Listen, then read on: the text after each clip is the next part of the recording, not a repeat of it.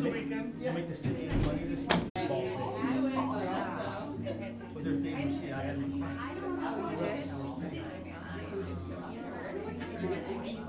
It was right to me.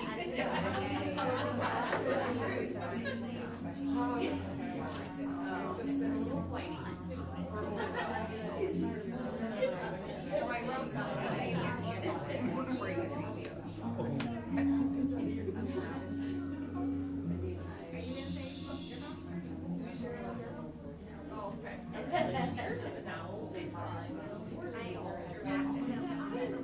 No, I wrote it. You wrote it. Right now.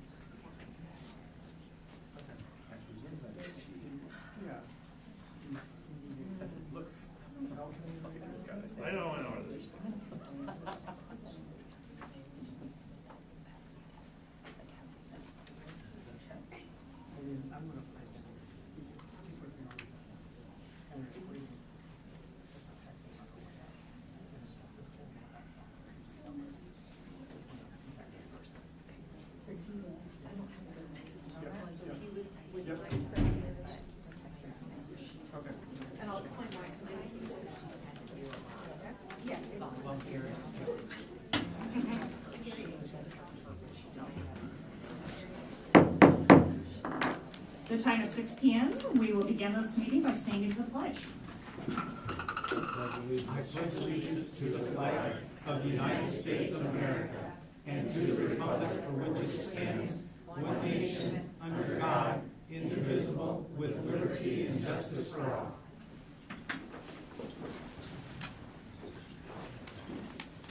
Thank you. That brings us to 2.01. Do I have a motion? I'll make a motion to approve the agenda. I will second that motion.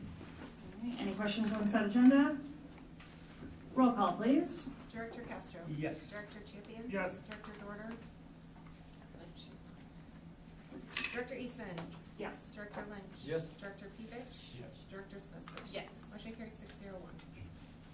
Thank you. That brings us 3.01. At this time, any member of the audience may address the board with comments about items of interest or concern. Citizens wishing to address the board during the public comment must complete the public input form found in the back corner of the room prior to speaking at the podium. Please state your name and please limit your comments to 3 minutes. As a reminder, Iowa law prohibits discussing specific employees or their job performance. Additionally, we caution those making public comments that what they say could violate the rights of others under the law of defamation or invasion of privacy. And if you are unsure of the legal effects of your remarks, please seek independent counsel prior to your comments.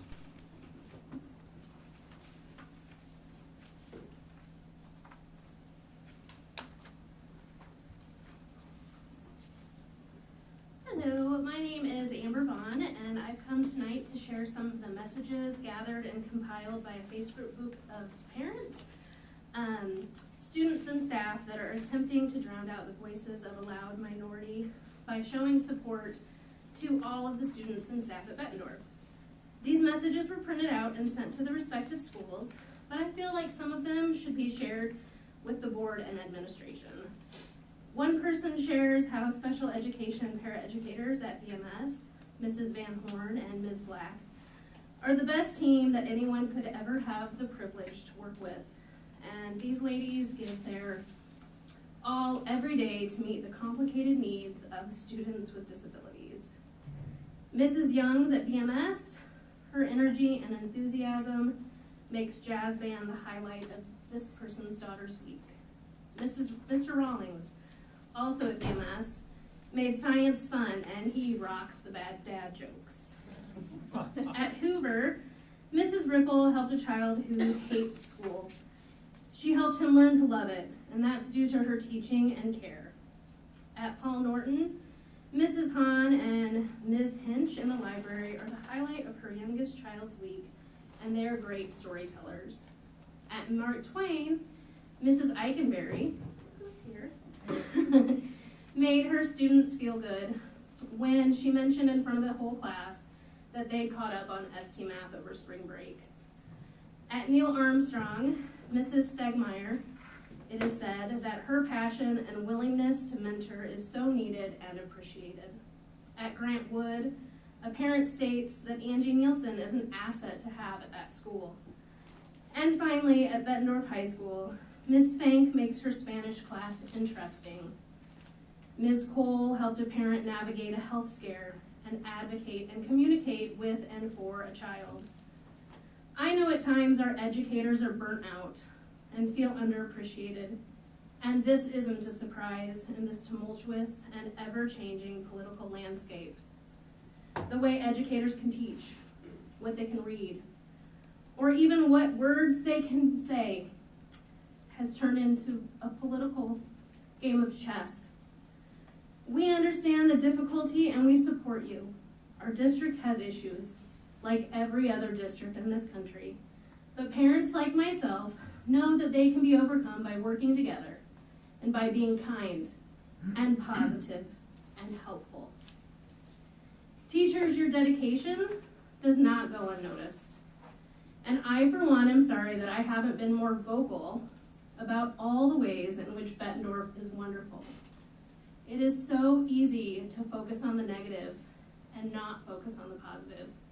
I myself have had my issues, and I've decided that I need to be more involved to make a more positive change. I'm currently working with our PTA at Mark Twain to get a Google form sent out to parents by the end of the year so parents and students can share their thanks and appreciations with all of their teachers.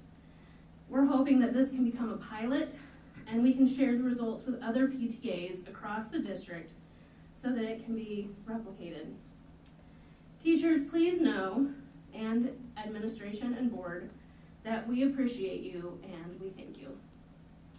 Thank you.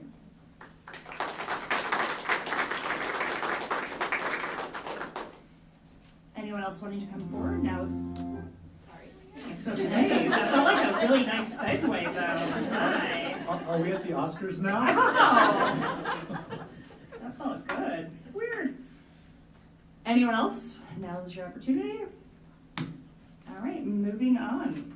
That brings us to 3.02, Board Shared Communication, and Director Peevish, we'll start with you, sir. Two things. What is our policy or practice when somebody comes to the podium or sends an email to the board and administration? What is our practice, our response to that? I don't know what you mean. When they come to the podium, they're allowed to speak. I know, what is our response to that? We have no response. So we don't get any response, whether it's from superintendent or anything, when somebody has a question, they don't get answered. Oh, no. During the meeting, they do not get No, answered, but there's I know follow-up if it's not during the needed. meeting.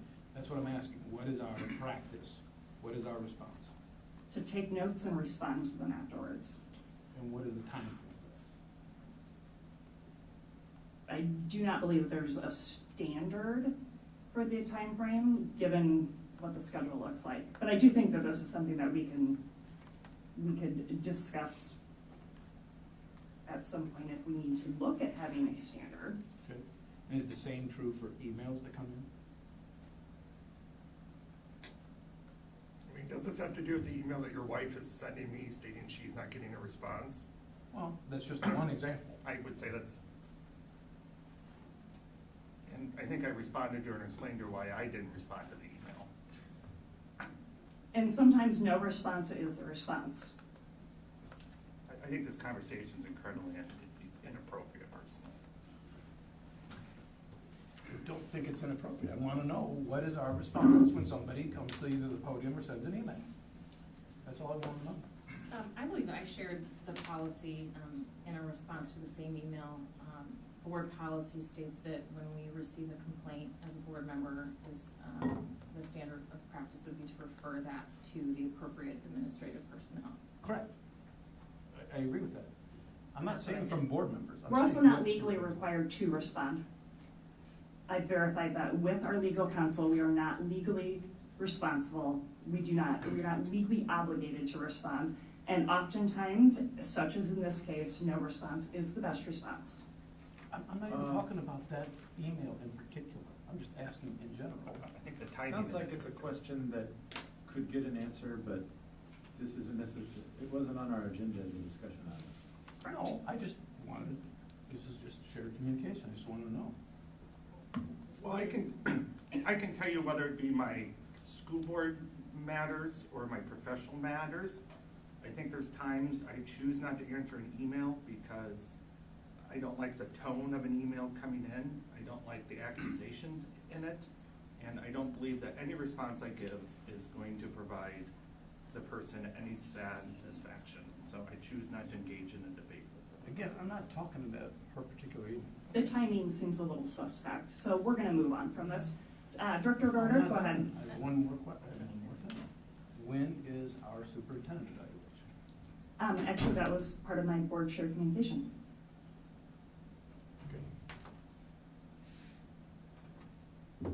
Please. Okay, so earlier this week, I had the great opportunity to go and visit, along with Dr. Morse, to the Aviation Club, a shared effort between Pleasant Valley, North Scott, and Bettendorf. And it was, I now want to build my own airplane. It was really, really fun, really awesome. I can't afford to build my own airplane, but it has inspired in me and inspired in a lot of our students a really awesome new passion. So I just want to thank them for allowing us to come and sharing all of that information with us. And then this morning, I also had the privilege of presenting the Wayne Jeremy Awards again at Bett Middle, which is always an awesome experience. It just highlights how incredible our students are. So thank you very much. Thank you, Director Lynch. I very much enjoyed getting to go to the STEM Expo again this year, and I wanted to say a special particular thank you to all of the operations crew who got that parking lot and the sidewalks clear of snow when we got that freak late March weather, but it was very easy to get in and out, and it looked like folks were having a lot of fun, and so thank you. Thank you, Director Champagne. I will echo Director Lynch's comments on the STEM event. I even texted Kurt that morning. I was kind of expecting to pull in and see stuff everywhere, and the pavement was all bare. It was actually amazing. Like every sidewalk, every square inch was done. So I will echo sentiments. They had custodial staff there, and the building is usually probably not that full on Saturdays. They were keeping everything picked up, and one of them helped me carry stuff out.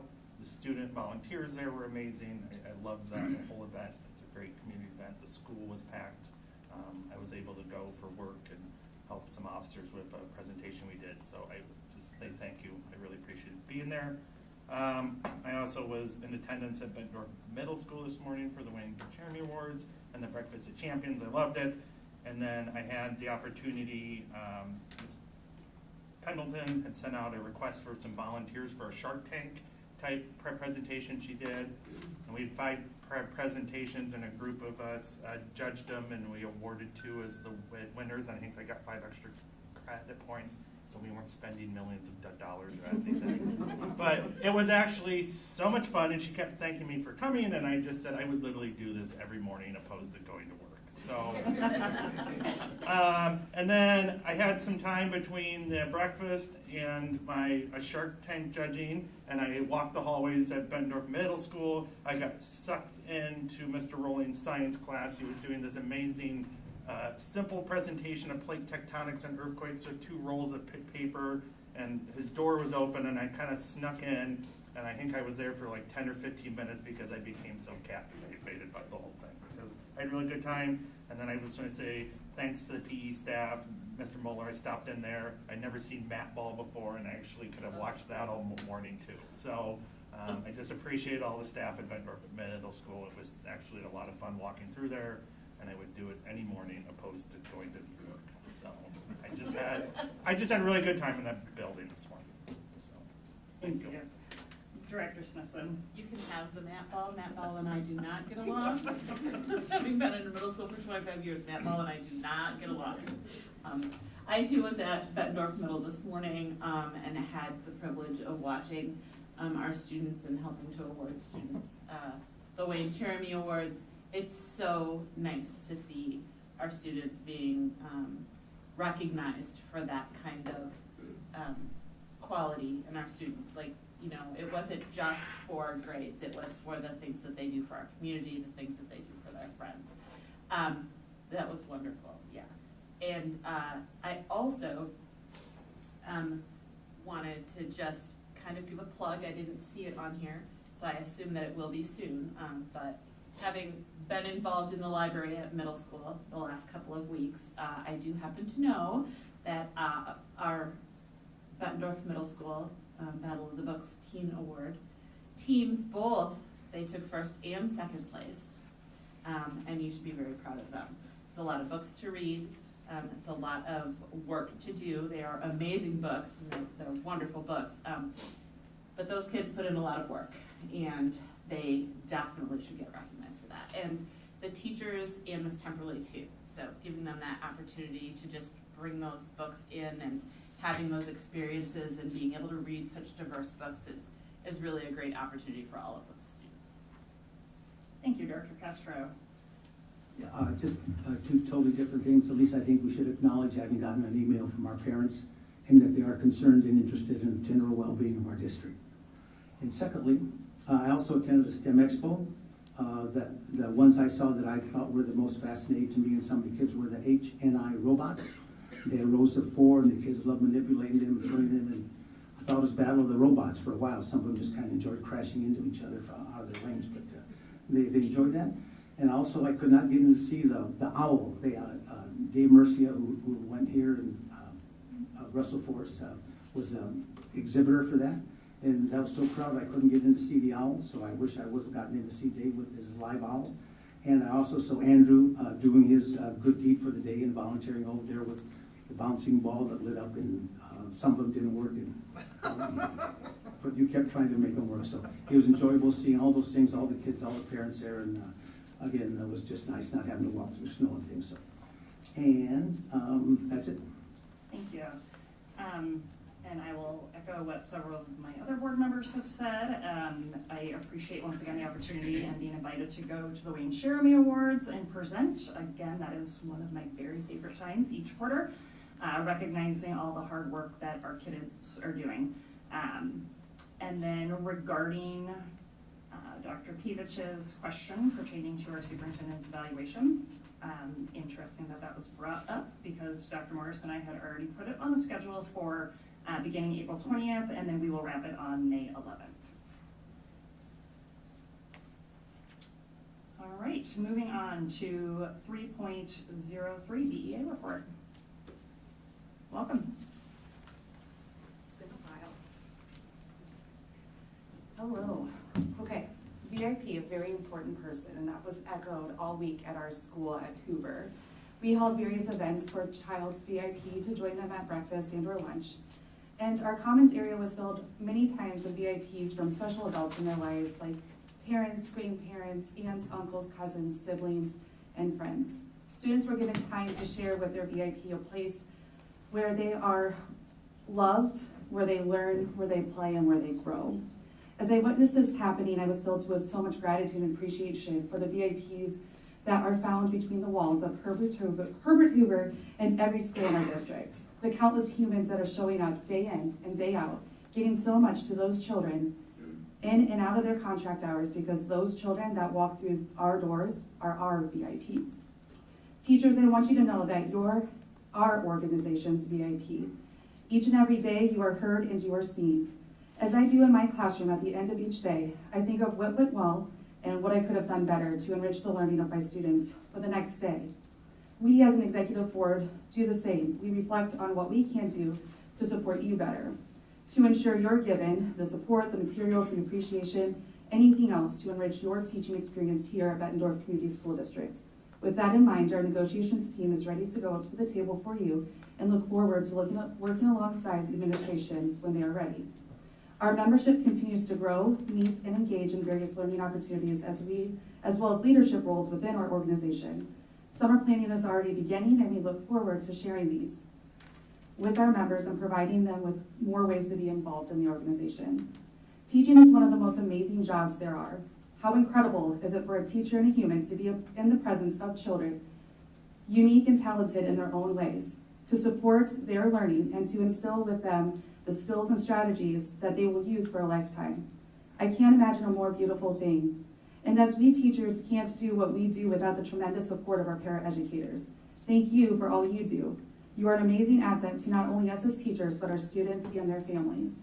And I quote the great Ted Lasso: if you care about someone and you've got a little love in your heart, there ain't nothing you can't do and get through together. Thank you. Thank you. Brings us to 3.04, Bessa. Welcome, Melissa.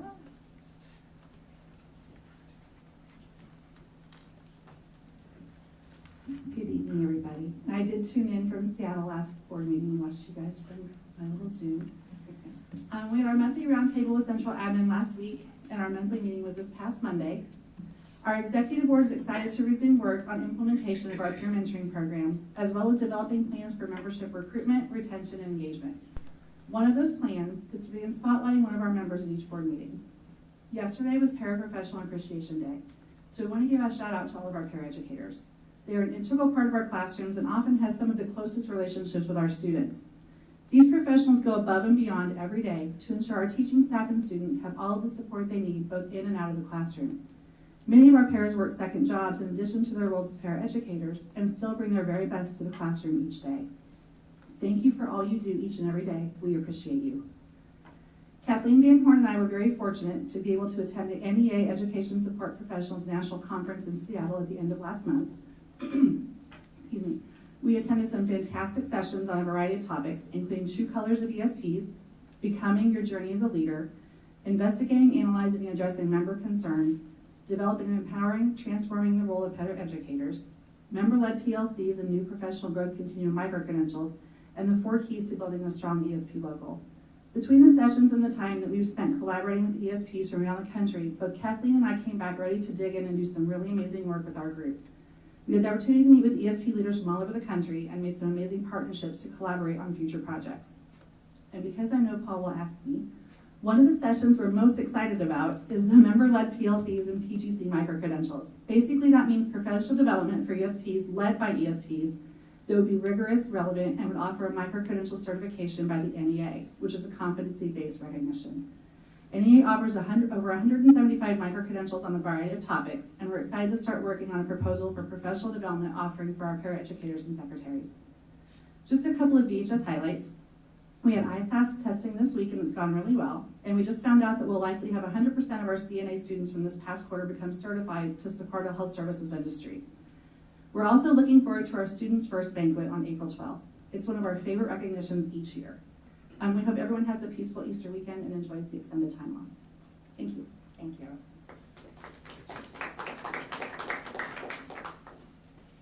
All right, that brings us to 3.05. Welcome, Dylan. Good evening. Oh, the podium's so close today. I feel like I'm right here at the table with you guys. If you want to roll it backwards. Okay. I have a relatively short report tonight. The first slide we have here, some new faces for, not really new faces, but some new leadership faces. Our 2023-2024 President and Vice President, Jules Vallejo and Jordan Martins, have started to lead the council.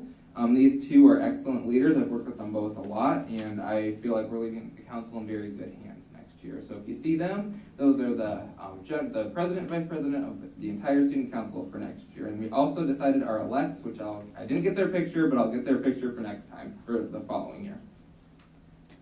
Just some student council updates. Applications are out for student council next year, and they are due next week. So if you guys know any kids or high schoolers might be interested, please, we're always happy to get some new faces. Cookies and Dreams for that dance marathon fundraiser. We'll be picking up, the student council members will be picking up cookies Thursday, Friday, and then we'll be dispersing them to all the people that bought them and supported. March Madness went very well for the junior class despite the snow. Our dance marathon big event was canceled last week, unfortunately, but we did make a huge impact with all the other events we did with dance marathon. And then our district conference last Wednesday was very beneficial. I was not able to attend, but I heard from many student council members they got a lot of information and made some connections.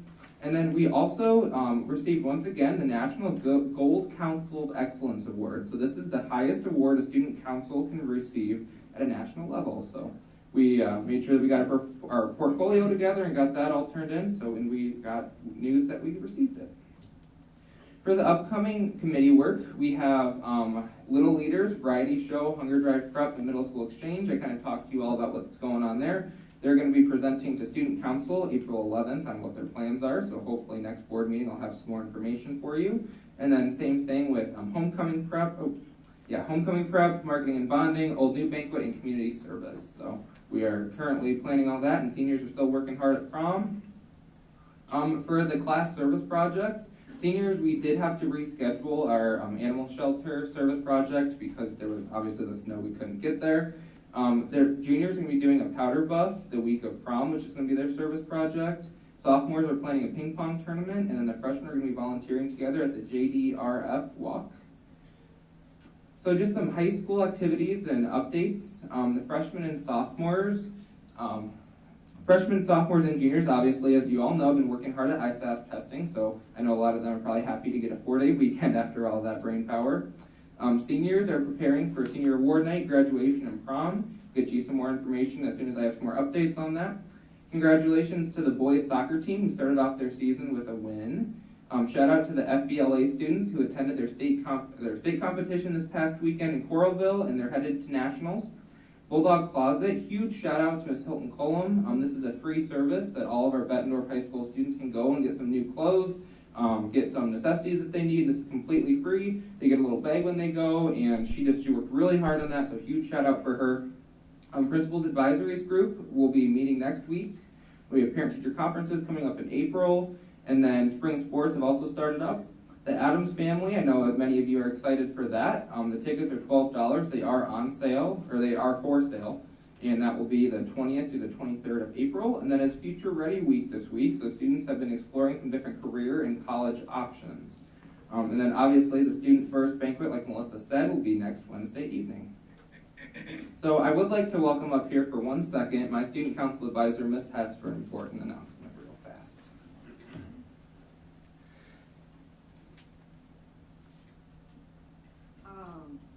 So Dylan didn't want to say it, so he wanted me to say it, but after 7 years, I'm stepping down as Student Council Advisor to spend more time with my boys. They're 4 and 2, so looking forward to that.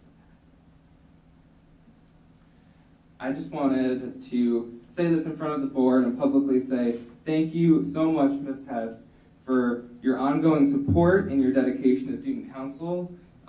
Being a student council member for the last 4 years, I've gotten very close with her. She is my school mom. I know I can go to her with anything. She has encouraged me when I've been down. She has constantly pushed me to be better, and I don't think I would be the person I am today without her. So I know student council is going to be in great hands with Ms. Mahoney and our elects for next year, but I wanted to give you a huge thank you, and if we could give her a round of applause. She does such amazing work.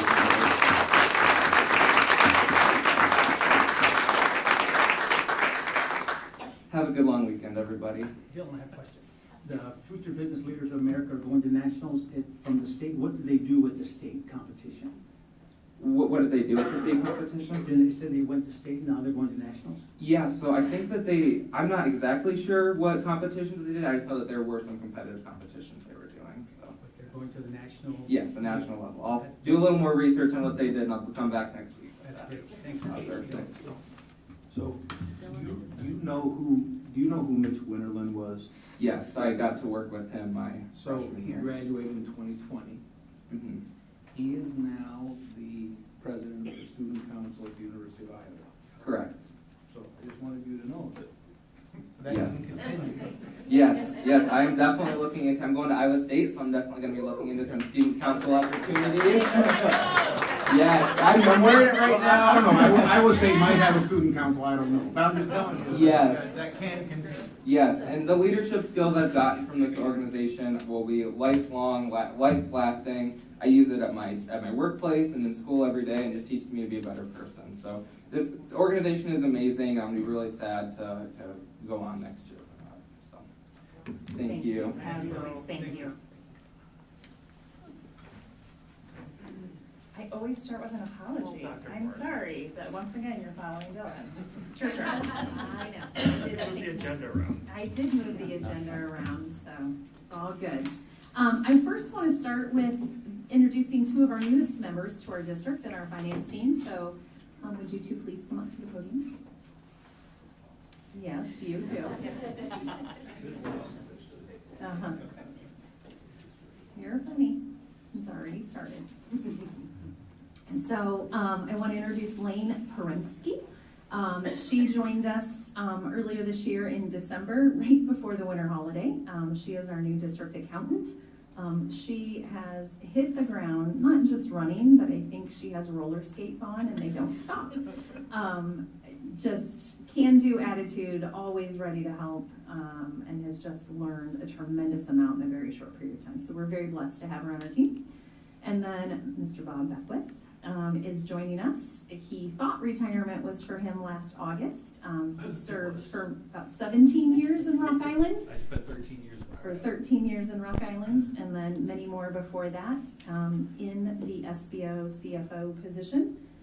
We are very lucky that retirement wasn't quite for him because he is now joining our team. He'll be stepping in early to mid-May and coming back out of that, having to get used to an alarm clock again, as he experienced last week.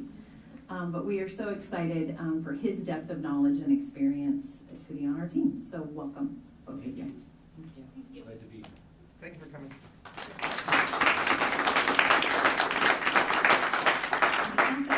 I've got a really long report, Dylan, actually.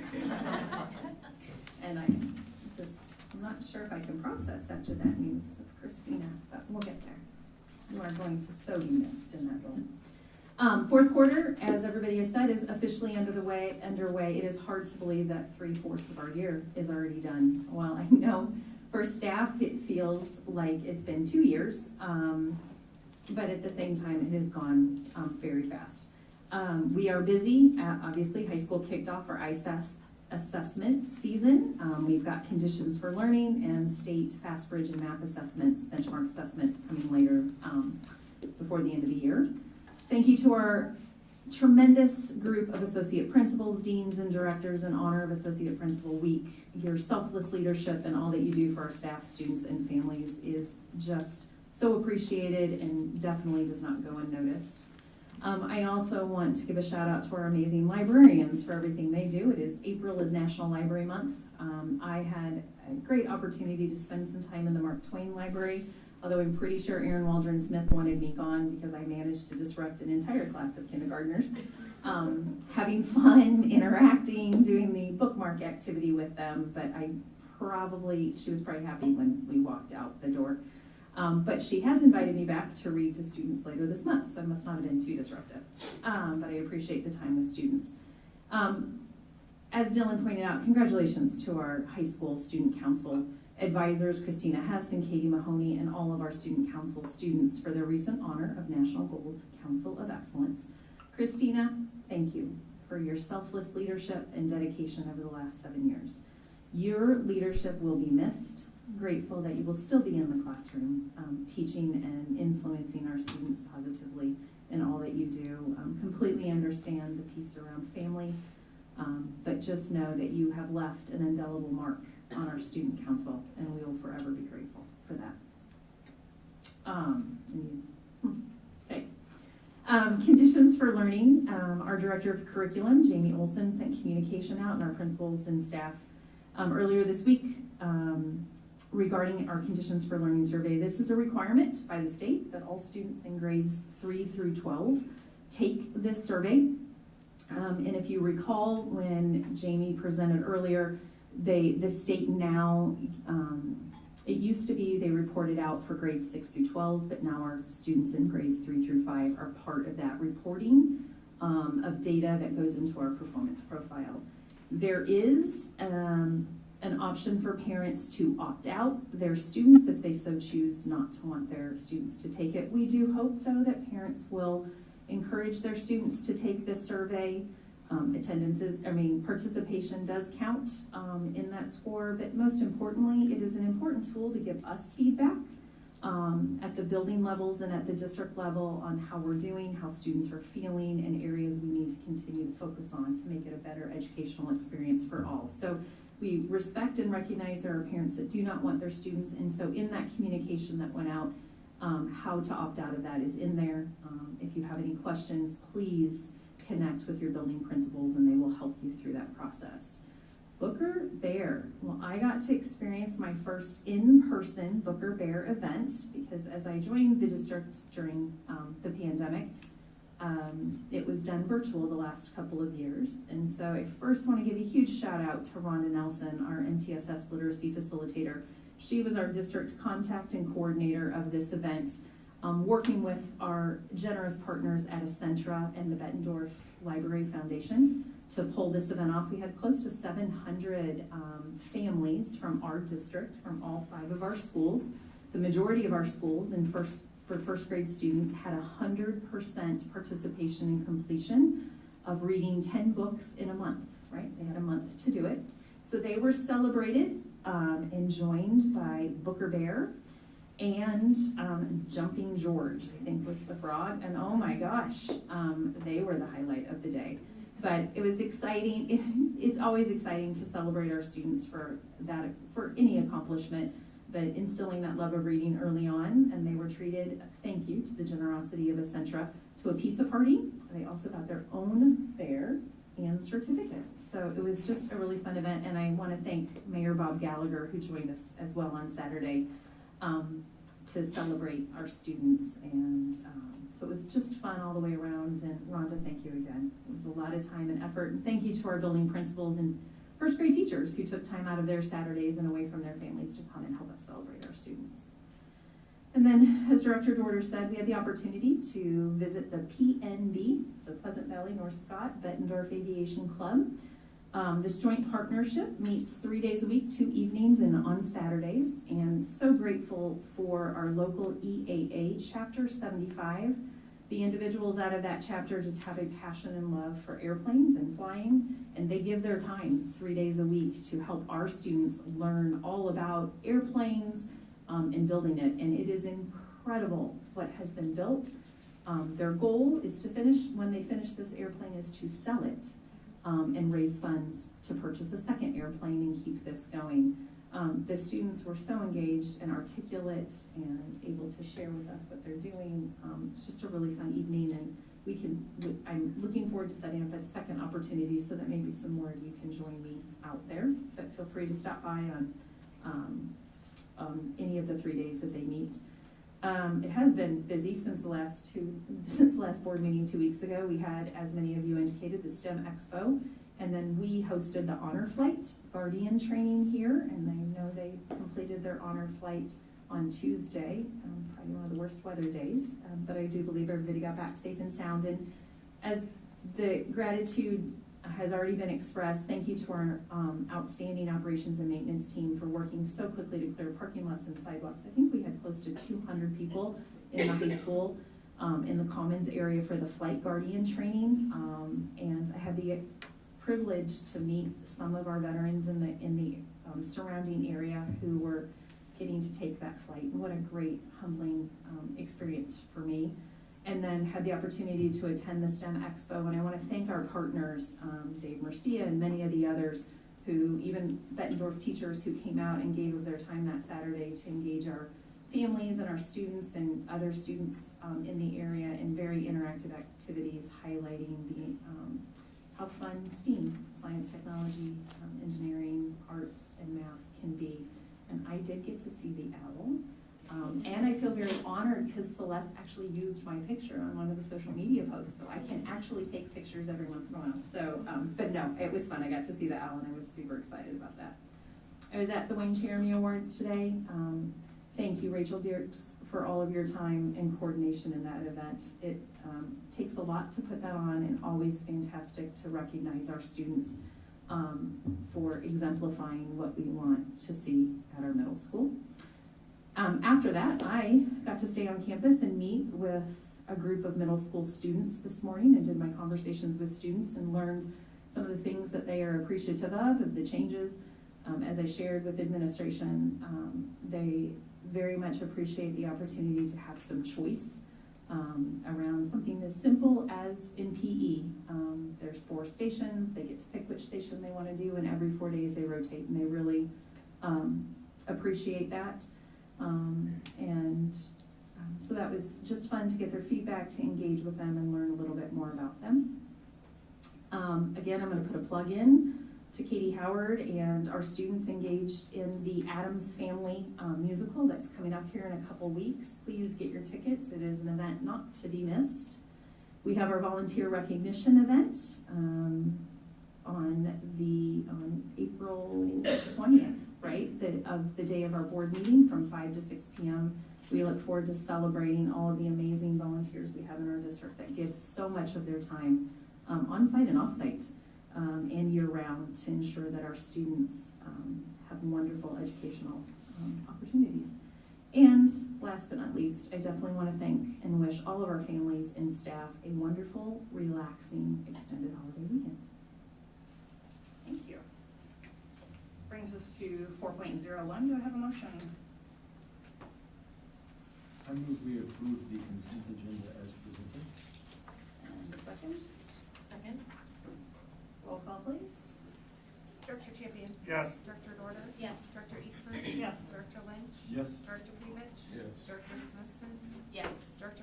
Yes. Motion carried 7-0. Thank you. Brings us to 5.01, the ELA update. Dr. Morris. Yes, so really in a minute, I'm going to turn this over to our Director of Curriculum Instruction and Assessment, Ms. Olson. We have a group of teachers that started this journey last year. Ms. Olson will give more details about this. We put it on pause. We brought it back this year, but we've had a lot of teachers, instructional coaches, administrators, really engaged in a lot of literacy work to find the best ELA curriculum, and we've got a team here tonight to speak. I see Rachel Bradley, I see Angelia, I see Courtney Eichenberry. My gosh, keep coming, guys. I'm going to turn it over to this team. Well, Aiken is here. The star of the show is here. So I'm going to turn it over so you can talk about the journey and where we're at and next steps. So I'm going to first let everybody introduce themselves. I first want to thank these guys with the whole team. It's conference week. Tomorrow's a day off. There's been a lot going on, storms and all of that. So for them to come out and support this and share our journey together, I'm extremely grateful for, and this team has done wonderful. But I want them to introduce themselves because as we go through, if you have questions, they're probably going to be the experts of how this all went. So who's going to be first? So Rhonda Nelson, MTSS Literacy Facilitator. I'm Ann Julian, Instructional Coach at Paul Norton. Heather Budd, Instructional Coach at Hoover. I'm Jody Hansen, 4th grade at Neil Armstrong. This is Aiken Hansen. He's with us too. He came to the meetings. Courtney Eichenberry, 5th grade at North Twain. Rachel Bradley, 2nd grade at Norton. Sorry, we're dancing right there. Corey Esbaum, interim principal at Hoover. So as we go through, feel free to stop, ask whatever questions. I'm just going to take you on the journey of how we got to what we're going to present to you as where we're going to head with the curriculum for next year. So as Dr. Morris said, this journey started last year. The original literacy committee that was formed was 28 members. They met from November to March about 8 times. We looked at 4 curriculums. We did use the Reading League evaluation tool as we walked through that. And so that team got started with that. Then in that time period, we went ahead and got our letters training started. And Mark Twain was our first cohort during that time period. And so they got that ball rolling, led by Rhonda Nelson.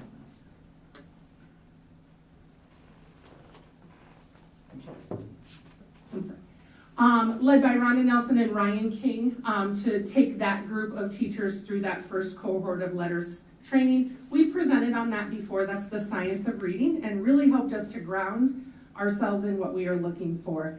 After second semester, we got the first district cohort started, and that brought everybody to that table.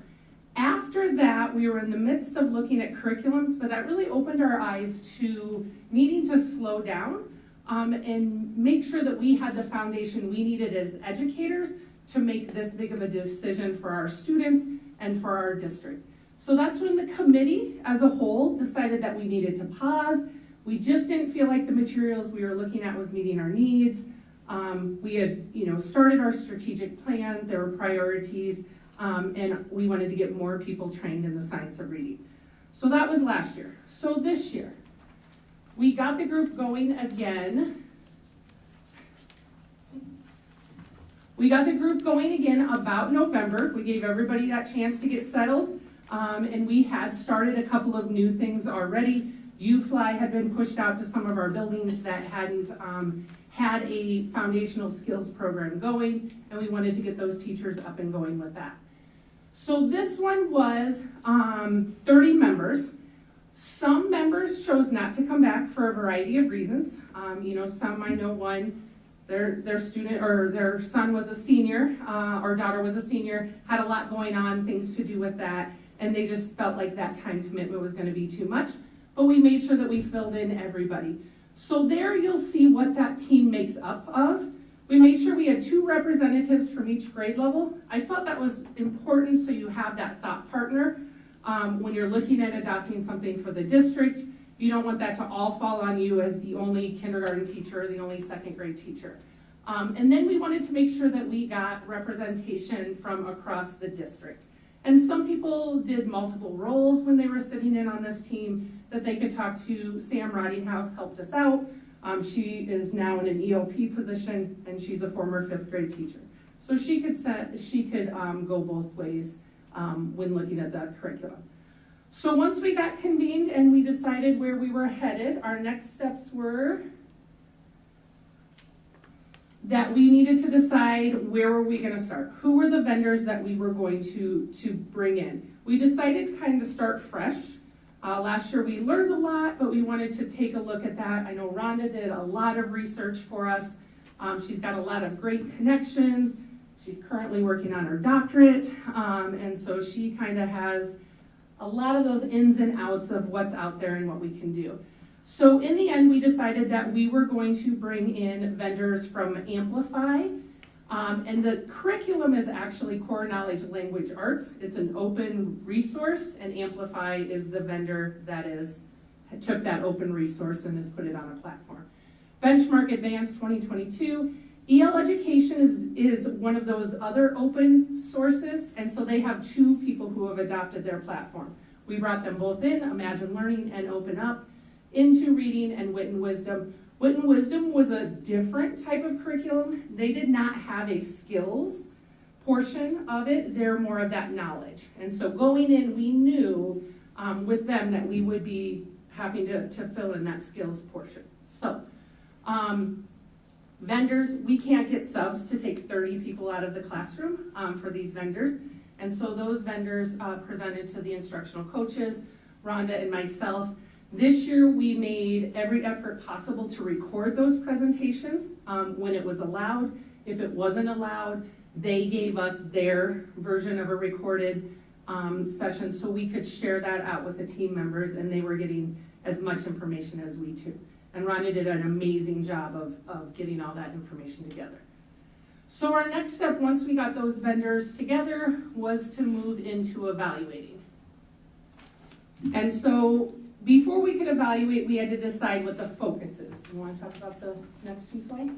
I know that's your passion. I will not deny you your passion. So like Jamie said, we really wanted to make sure that whatever materials we adopt will align with the current reading research and well-established reading research. So the 5 pillars go along with that National Reading Panel report, which actually came out in 2000. So it's not new, but it's new as relates to materials aligning to it. So the 5 pillars that were looked at by that panel are up there. And so there's some links if you have the presentation later and you want to poke around. But really then from there, the Reading League is a great research-aligned organization that does a lot of great work for teachers to bridge that research to practice gap. So that rubric kind of takes us step by step of what we should look for. And so I turned it into a spreadsheet. I'm sure they're shocked. And so then they were able to use checkboxes, and we were very organized that way. So the look fors, I know we always ask, how are we bringing what we learn at conferences back? And so there was a presentation there that Anne was one of the ones who got to go, and so we were able to fold that into what we should be looking for within an adoption that will help all learners, but specifically those who have dyslexia. And the next one, these are the 2 theoretical models. We've spoken about them before as relates to letters, but Scarborough's reading rope has the word recognition and the language comprehension side of things, and then that is paired very nicely with a simple view of reading. Again, you can see the dates. It's not really new news, but again, it is new for making sure that our instruction aligns with how students learn to read. So basically, we had to start with that foundational understanding. So when we looked in 2022, only 3 members of our original committee had gone through the first volume of letters at that time. And then mid-year, when we opened it up as a district, there were 7 more that had started that process. And so I'm very pleased that we paused, because as a first grade teacher at that time, as we were sitting and talking about what we were looking for, it was still relatively looking at the way we were doing business before, and there were just some missing pieces. So now this time we had, oh my goodness, 21 members that have been in letters either fully or are in process. And so that, actually no, there were only 3 who were not, including the letters for administrators. So that just shows that we had a different way to look about things as we were going through the process. So I will turn it back to you. All right. So once we had our focus, then we had to start that evaluation process. We worked in grade level teams, and with those grade level teams, we had an instructional coach and a principal that was aligned, and that's throughout the year. When we run grade level teams, there are coaches and principals that oversee those grade levels. So they sat for that conversation, and this time we decided to change the process that we did last time. Last time we took the whole curriculum and we looked at it, so we would take benchmark and look at it from beginning to end of that whole rubric. This time we felt like that was very overwhelming, and you had to change your mindset a lot of times because you're switching from those foundational skills to the language comprehension, reading, writing, and all of that. So this time we decided to break it down, and we went through the rubric section by section. We do group sections 2 through 4 together, and that's grouped in the rubric. And we looked at every curriculum for that section. So when we did section 1, we went through every single one of those curriculums for section 1 and used that tool to take a look at it. So once we started to get our way through that,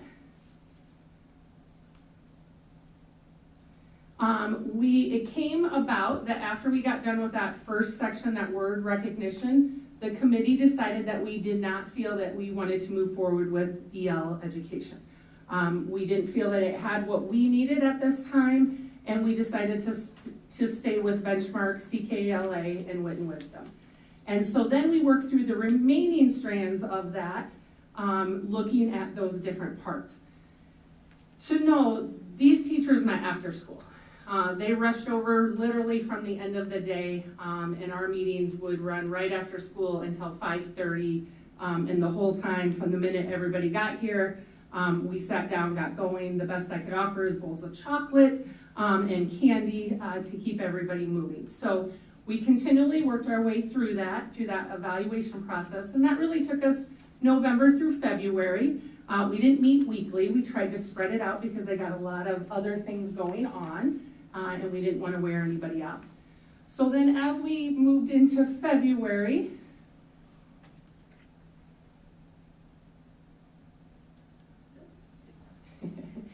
at the end, I will own, and Rhonda sat many hours in my office, and I was just nothing. It just seemed like I wasn't really sure where to go. We'd been through the rubric, looking at the results from that. It just didn't appear from that we really had anything good, bad, and different in that. So we decided to sit down and really band the grade levels together, so we got some vertical conversations going. So we worked on a strengths and stretches activity, looking at those 3 curriculums as grade bands. So PK1 sat down together 2, 3, and 4, 5, and they got to kind of share their thoughts. We made chart paper, we put it all around here, and we shared out as a whole group. Once we got through that, it led me to think we needed to do something of what are we feeling? What's the pulse of this group right now? Because it was very hard to tell, and I don't know if they felt the same way or not, but as someone doing that, what are we feeling? I had always said that this is a big, we can't afford to get this wrong. This is a big decision for our students, and so we did a hopes and fears, and in that I rebanded them, PK2 and 3-5, and we just talked about what are your hopes as we continue through this process? What do you want to see? What are your biggest worries? The takeaways was, it was across the board, they did not want to pilot 2 curriculums. Math, if you remember, we had done that. Part had piloted one, part had piloted the other, and then in the end we chose after that year. They did not want to do that, and I appreciate that input. Also, UFly. UFly, if you remember, is something that we had gotten started at the beginning of the year to help with those foundational skills, and our teachers are enjoying it, they're seeing the benefits of it, and there was that request of, I don't want to lose UFly, you're going to have to pull it out of my dead hands, those type of comments, and so we added that in there, that was a takeaway. And then that importance of PD is how do we get that buy-in of everybody as we do that. So I will own totally off the cuff, after we did that and listening, I decided to do a rank order. I think I leaned over to Rhonda and said, we're going to try this. And so our next thing that we did was. I thought your UFly was a curriculum. It is. It's. You're my expert. We're going to talk about it in a minute, but it's a foundational skills curriculum that we have provided to teachers as a resource until we went through the formal adoption process for the buildings that didn't have something for that. And it only really hits one part of our instruction, the word decoding, so we need more than just that. Yeah. Got it. I mean, I didn't know that. I just thought UFly was our curriculum. No. Not. It's a critical part, but it's only a really tiny part of that. And so I decided at the end of that, I gave everybody a piece of paper. I said, rank them, 1 to 3. Don't put your name on it. I mean, if you want to, you can. Rank them. My goal was, could we eliminate one with that ranking? And that I felt would help me to guide this team on where our next steps were. The results took us in a different direction. So on the next page, you're going to see the results of that. Ellipsis for a dramatic pause. Music. So Rhonda was my tallier, as why it's colorful and well-organized spreadsheet. And she pulls me over and says, look at this. And so what you can see, the A through Y is we didn't, have them give names. Rhonda and I did not participate in this. Our principals did because they've been sitting right next to their teams and working through this. Of course, we had a few members that were gone, but not what I was expecting. I'm happy because overwhelmingly it showed that our team felt that Amplify CKLA was our the best bet for where we needed to head. Now, I always am concerned when you have a 3 sitting out there and you have 2s. It was anonymous, but at our next meeting, I spoke up about, those individuals. If, you want to sit down and talk about it. One of those is our preschool teacher. And we already knew at that point that the curriculums we were looking at that were PK5, they weren't wild about. And so if we take her out, and I don't know if she was a 2, 3, or a 2, but then we're down to 2. One did speak up, and I won't use her name, and said I was one that didn't put it as number 1. And she processed through and, would you agree, felt she could support this, and was on board with that. So then that kind of changed my game plan of where we needed to go next, and better for the better. We shared it out with the team. There weren't any secrets. We said, once you see that, what do you think? What are your thoughts on that? They felt like, hey, the crowd has spoken. And so we decided that we wanted to pursue Amplify CKLA. However, I wanted to make sure that we were meeting our board policies. So board policy 605.1R1, which is our regulation. I brought that to you earlier in the year on the different things that we're required to look at when we are selecting instructional materials. So I gave a copy of that to every grade level. They sat down, worked through it, dug deep into the curriculum, gave me notes back. Nothing stood out. There are some things that, different topics that maybe are new to that grade level that we'll work through, but nothing that didn't meet that policy.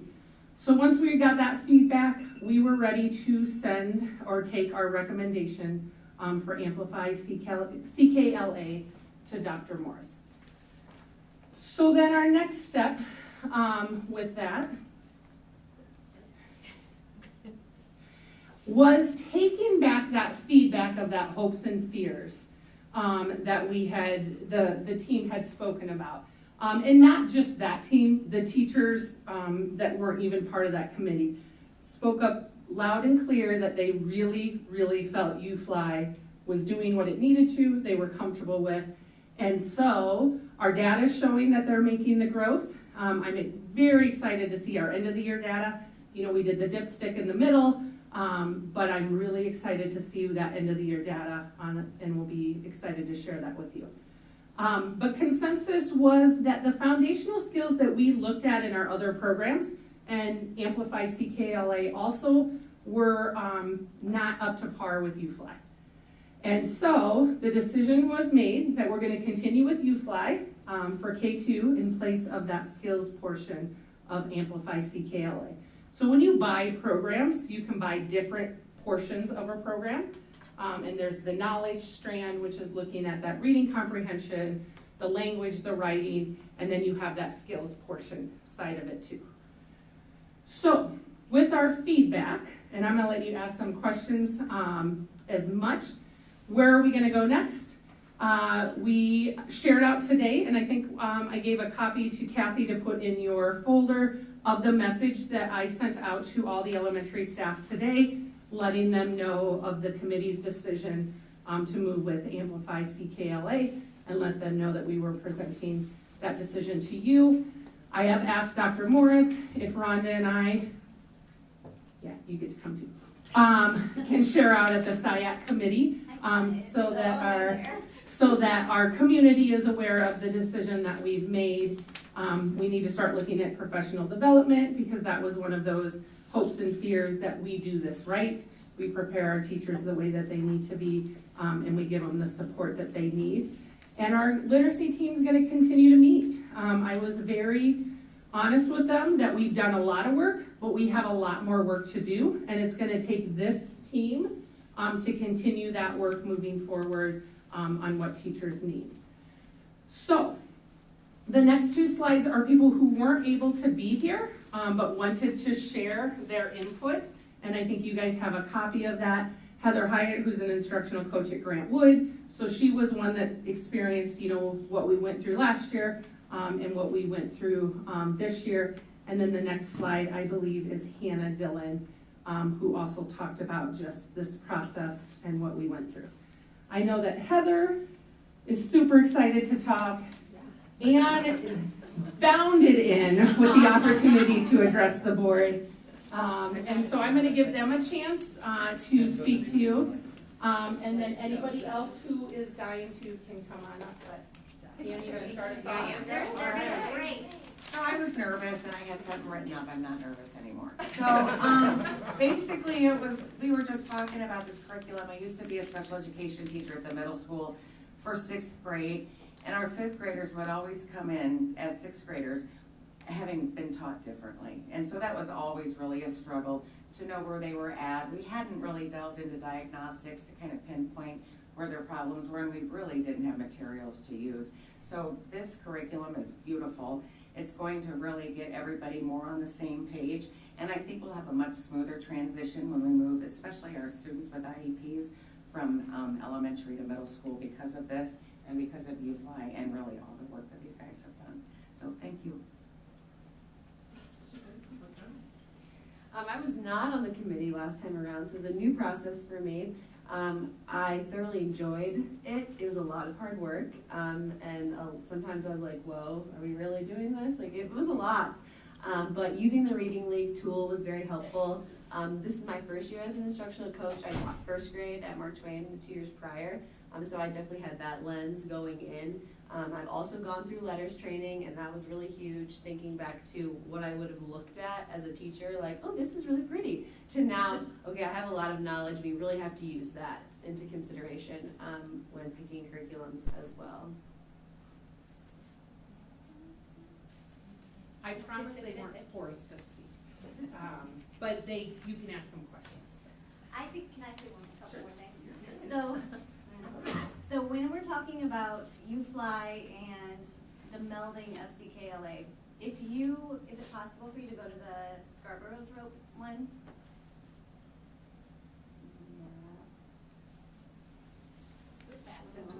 There you go.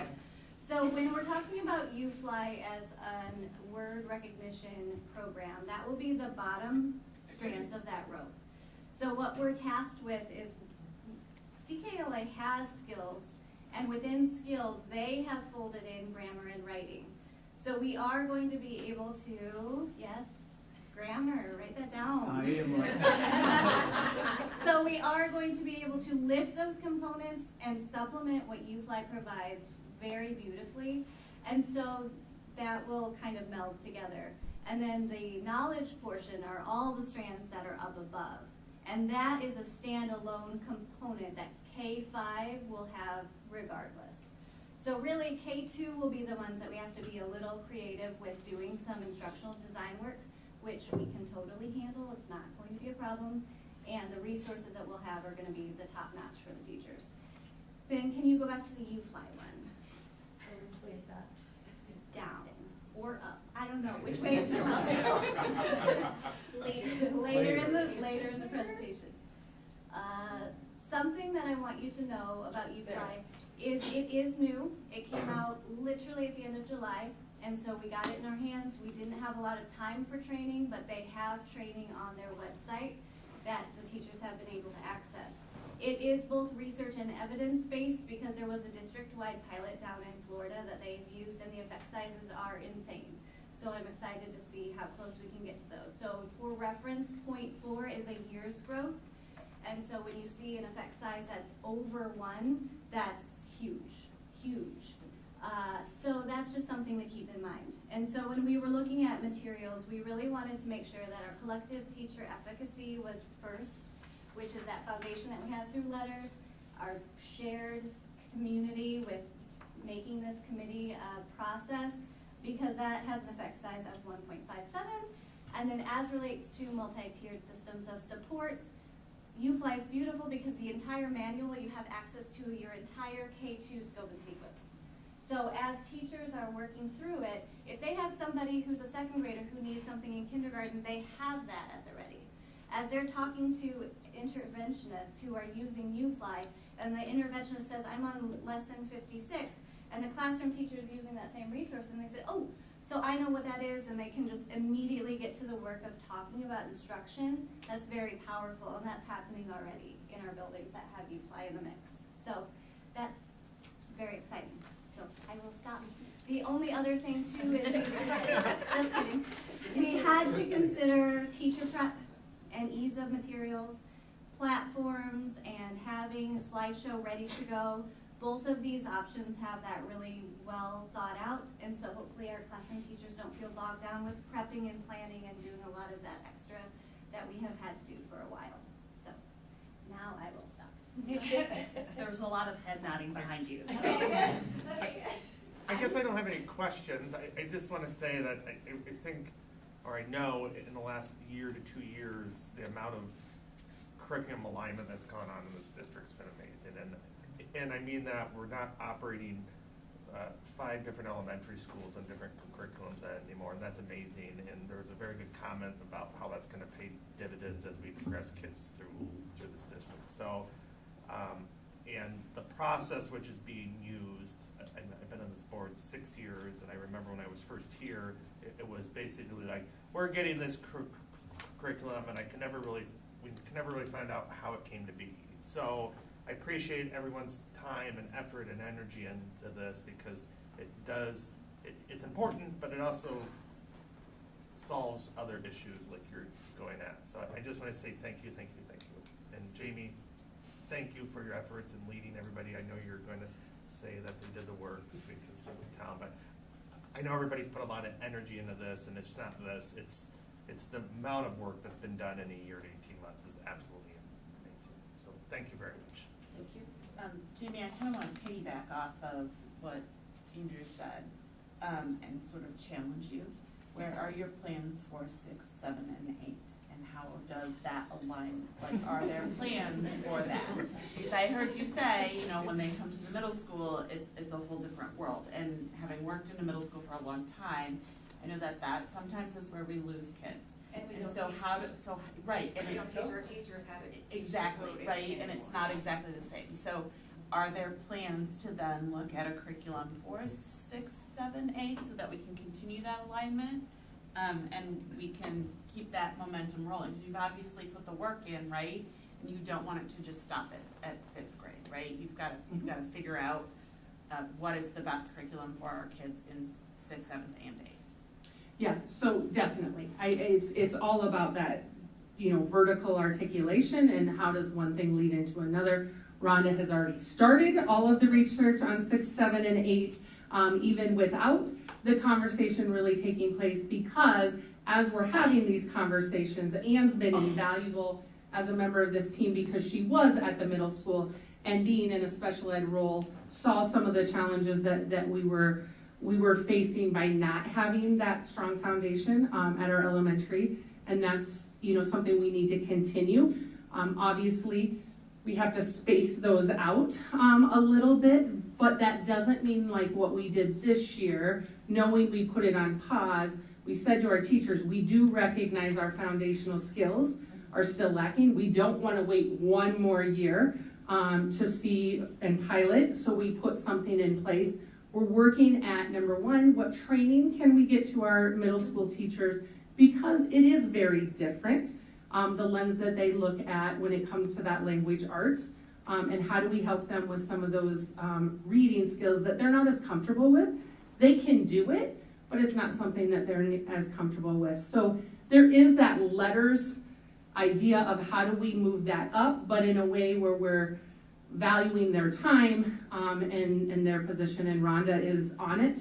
We couldn't ask for a better person to find things, to organize things. I just say she makes me look good, and that's a hard job, and she does an amazing job of that. So we are on it, and we recognize it. She's been going in and working with the 9th graders, our English department, to also look at what are they facing, because it's one step at a time, Right. but it are steps that need to be taken. And I knew that Rhonda was probably, like, you guys were already had that going. I mean, No. you guys. I appreciate the challenge. I You accept. can tell, but I do challenge you. I know Yep. that we have some of our kids that are still struggling, right, after the pandemic. They're going to be in 6th, 7th, and 8th, and we still have to address not just those foundational pieces, but the writing and all of that they're struggling with. And so I just want to make sure that we're aligning all of that as we go along. Well, I can say we happily accept your challenge. And I just want to remind you that your office can close before 9 p.m. Pulling my shades down doesn't hide the fact of, darn it. They'll still see the glow when we write. Still the glow. So, I think I'm echoing what you've already heard. It is clear that this process has been very intentional and very reflective.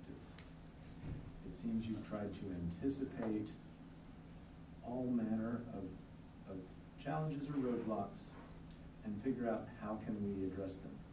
I was, quite frankly, amazed when you put up that vote. So are we. So are we. I made her clearly aligned it was. A couple, two twos and 1 3. That speaks volumes for, I think, the quality and the sense of teamwork that we'll be able to make this work, right? That we'll be able to get the buy-in you need, that at the end of the day is the success. And so, first of all, I want to say thank you for the hard work. But I think following on Linda's observation, we have completed, like, pick your sports metaphor, the first lap or the first leg of the triathlon. And I hope that PD, that slide right before the 2 people who couldn't be here, you highlight, create the PD plan for next year so that we can implement. And so that we can implement, with a steep, hit the ground running, not a gradually get there. Even if it takes gradual, that still could be success. But if more of us are running early, that's good. And we got a That's the Google next piece. form that's ready to go out, not just to our literacy team. We need to bring more people on board as we put out together this professional development plan for rolling this out next year. So we've got it ready to go. We're gonna look at breaking it down into groups. Everybody has their comfort level, like I'm really good at this. I like to do that, so we're excited to bring more people along as we plan that. And the summer is so much shorter than it seems like it is. It appears so as you get older. It definitely is, but it's exciting. I have one other question, which really isn't for the team, but for you, or maybe the both of you, and if you don't have the exact answer, that's fine. Later this evening, we're going to be starting to look at our budget. Curriculum is a significant part of budget. What ballpark numbers are we talking about to just in buying the rights to use the curriculum? Funny you should ask. Rhonda and Jamie got to witness their boss, politely negotiate with CKLA today. I'm still not happy with where we're at. We're looking close to $500,000 over 6 years. So actually more on the reasonable side than what I had expected, but we might have let them know today. We still weren't happy with where we're at. And I'm still pushing on them. We did make some headway in the cost for professional development and a couple other pieces. So we're still negotiating that, but yeah, around, hopefully it'll settle somewhere around $450,000 over 6 years, though. For all students, elementary, all 5 sites. And so there's just some. Paid out over the 6 years, not Well, one lump that's sum. what we're kibitzing over with them right now. So in their eyes, in order to get the significant discount, we need to prepay 6 years. I pushed and said, well, what if you're not here in 3? Or what if you're bought out and the materials change? Do I get my money back? So we're working out those details and asking those questions and doing our due diligence to make sure that we are being good stewards of those dollars that we spend. But it's an area in the budget. Tonight obviously will be a more high-level view of the budget, but as we dig into the details of the budget, I feel that historically maybe we haven't put the resources into the curriculum side of our district budget that we need to. And so we'll start seeing some shifts over these next couple of years around how do we really, if we say these are our priorities in the strategic plan, how does that align with how we allocate resources? So thank you for asking that. We had a couple calls this week and we're working through it. But, I am going to press and because, curriculum is not cheap as, those of you sitting at this table that are educators. It's never an inexpensive venture, but at the same time, watching this journey go on and sometimes popping in and listening to the conversations when my schedule would allow, because usually I had a standing meeting at the same time they met. They did that on purpose. I know they did. I know. And that's okay. But the conversations were powerful, or the conversations I'd have as I ran into teachers that were on that committee, and just the level of questioning that they were asking through those additional trainings that they had with letters and some of the work that we've been doing just as a district over this last 12 to 18 months. I couldn't be more proud of the group last year and this year, the journey they've been on, the intentionality, the thought that went into this to select. And I at one point said to them, if you can't find something you like, then let's develop our own. We've got the resident experts in this district to help us put that together. And what you've seen evidence tonight is they're not taking just off the shelf a packaged curriculum, right? That takes a lot of courage and guts to say, you know what, we're willing to put the time in over the summer from between now and August to make sure that we have all of the right components, resources, and materials to put a rigorous, robust curriculum that is good for all students, that will challenge them to levels that they haven't seen before. And so I'm proud of that work. And I'm proud that we're not going to just take that off the shelf per se curriculum, and that we have found additional resources to really support the achievement piece. Any other questions? Go ahead. Yeah, I guess I'm amazed that some of the wording from the Stone Ages that I learned about reading have kind of been recirculated again today. I heard vertical articulation. I heard grammar. I heard writing. Along with that goes scope and sequence. Between my wife and I, we have 63 years of teaching in the district. She was 34 years of middle in language arts, and I was here 29 years. And one of the things that I learned long ago was that if the departments aren't together on doing certain things and is fragmented, the teaching and learning is kind of haphazard. If everybody's not on the same page with curriculum or feeling what they can teach accurately and with fidelity, it causes a lot of problems. 23 years ago, one of the things I ran on was to make sure our curriculum across all the elementaries was consistent and the same, so when they transitioned to middle school, they had all covered the same things religiously, so that there was no transition woes as they went into 6th grade of middle school.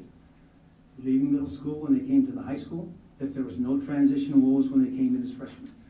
So I'm very, very happy to hear the work and the energy that you folks put into this, because it sounds like finally now, literacy curriculum, we've researched it, we've thought about it, we've put planning into it, and you're flexible enough to use different things and not married to a off-the-shelf curriculum. And I think that is very, very awesome. So my compliments to you. I think the pay was great for all your summer work that you guys did. So, no, I'm just kidding. Sometimes we just volunteer in the professions that we're in. You just volunteer lots of time, and we hope for a good product, when we're done. Just have one other question. Are there any school districts in the area around that you know that have implemented this, and glowing remarks coming back from those districts? Sure. So first of all, thank you for the article you shared. Jamie gave that to me, and it's good to see that coming around and being shared widely in the newspaper, so that's excellent. So reading science in the newspaper, so. Yes. And that all starts with the P word, phonics. Yes, PH, phonemic you got awareness. it. Yep. Phonics and vocabulary. Yep. So, So something about the foundational skills portion is for K2 especially, you cannot, reading is not natural, you've heard me say that before, it's not innate. Speaking is, we are wired for that. We have to build the reading brain, literally, child by child. Some it's easier than others. So the explicit instruction, they're probably sick of me saying that, but it's so important that we don't leave anything to be ambiguous. We are very direct with our teaching. We show them how it works, and we give them lots and lots of opportunities to practice. And within MTSS, some need more than others for that. So that's a way that we can make sure we have an equitable learning environment. So knowledge building across the board, to your point, we want all of our kids to have those really strong understandings of content, but not just surface. We want to go deep with the content, so that's what this curriculum was designed to do. And so yes, having that as across the district will be very powerful when they all come together in middle school and high school, for certain. And there is a lot of writing about reading, which research indicates really helps with comprehension. So that's intentional as well. As for what districts in our area, Marshalltown actually uses it. So we have been talking with people at Marshalltown. Rock Island uses it. So yes, there are, I believe they even referenced today, I think she said 40 districts across Iowa. So they're gonna get us some names so that we can reach out to them about the actual implementation, but then some other things relating to their budget and all the things that go with that. So yes, there are other school districts that are using it. And there's a lot with the UEN that we're a part of. There's a curriculum email chain that goes around with different, you can throw a question out there and get those responses. There's a lot of districts that are looking at adoption for their ELA across the board, not just K-5, but 6-8. And I know Davenport's in the process of looking at some things. So I think with this science of reading coming back and being out there, that we're seeing a lot that are doing that. And there's a handful that we know for sure will also be. I don't want to share those names because I'm not sure that they've told their board of directors, and I don't want to be the one that outs that and lose friends on UEN. So, any other questions? Thank you for being here, and I know I'm going to beat Dr. Morse to it. You guys should go home. So I told them 7, so I'm 25 minutes. Yeah. We're 25 Have a minutes great off, long but- weekend. Good weekend. Thank you. Have a wonderful weekend. Thank you, guys.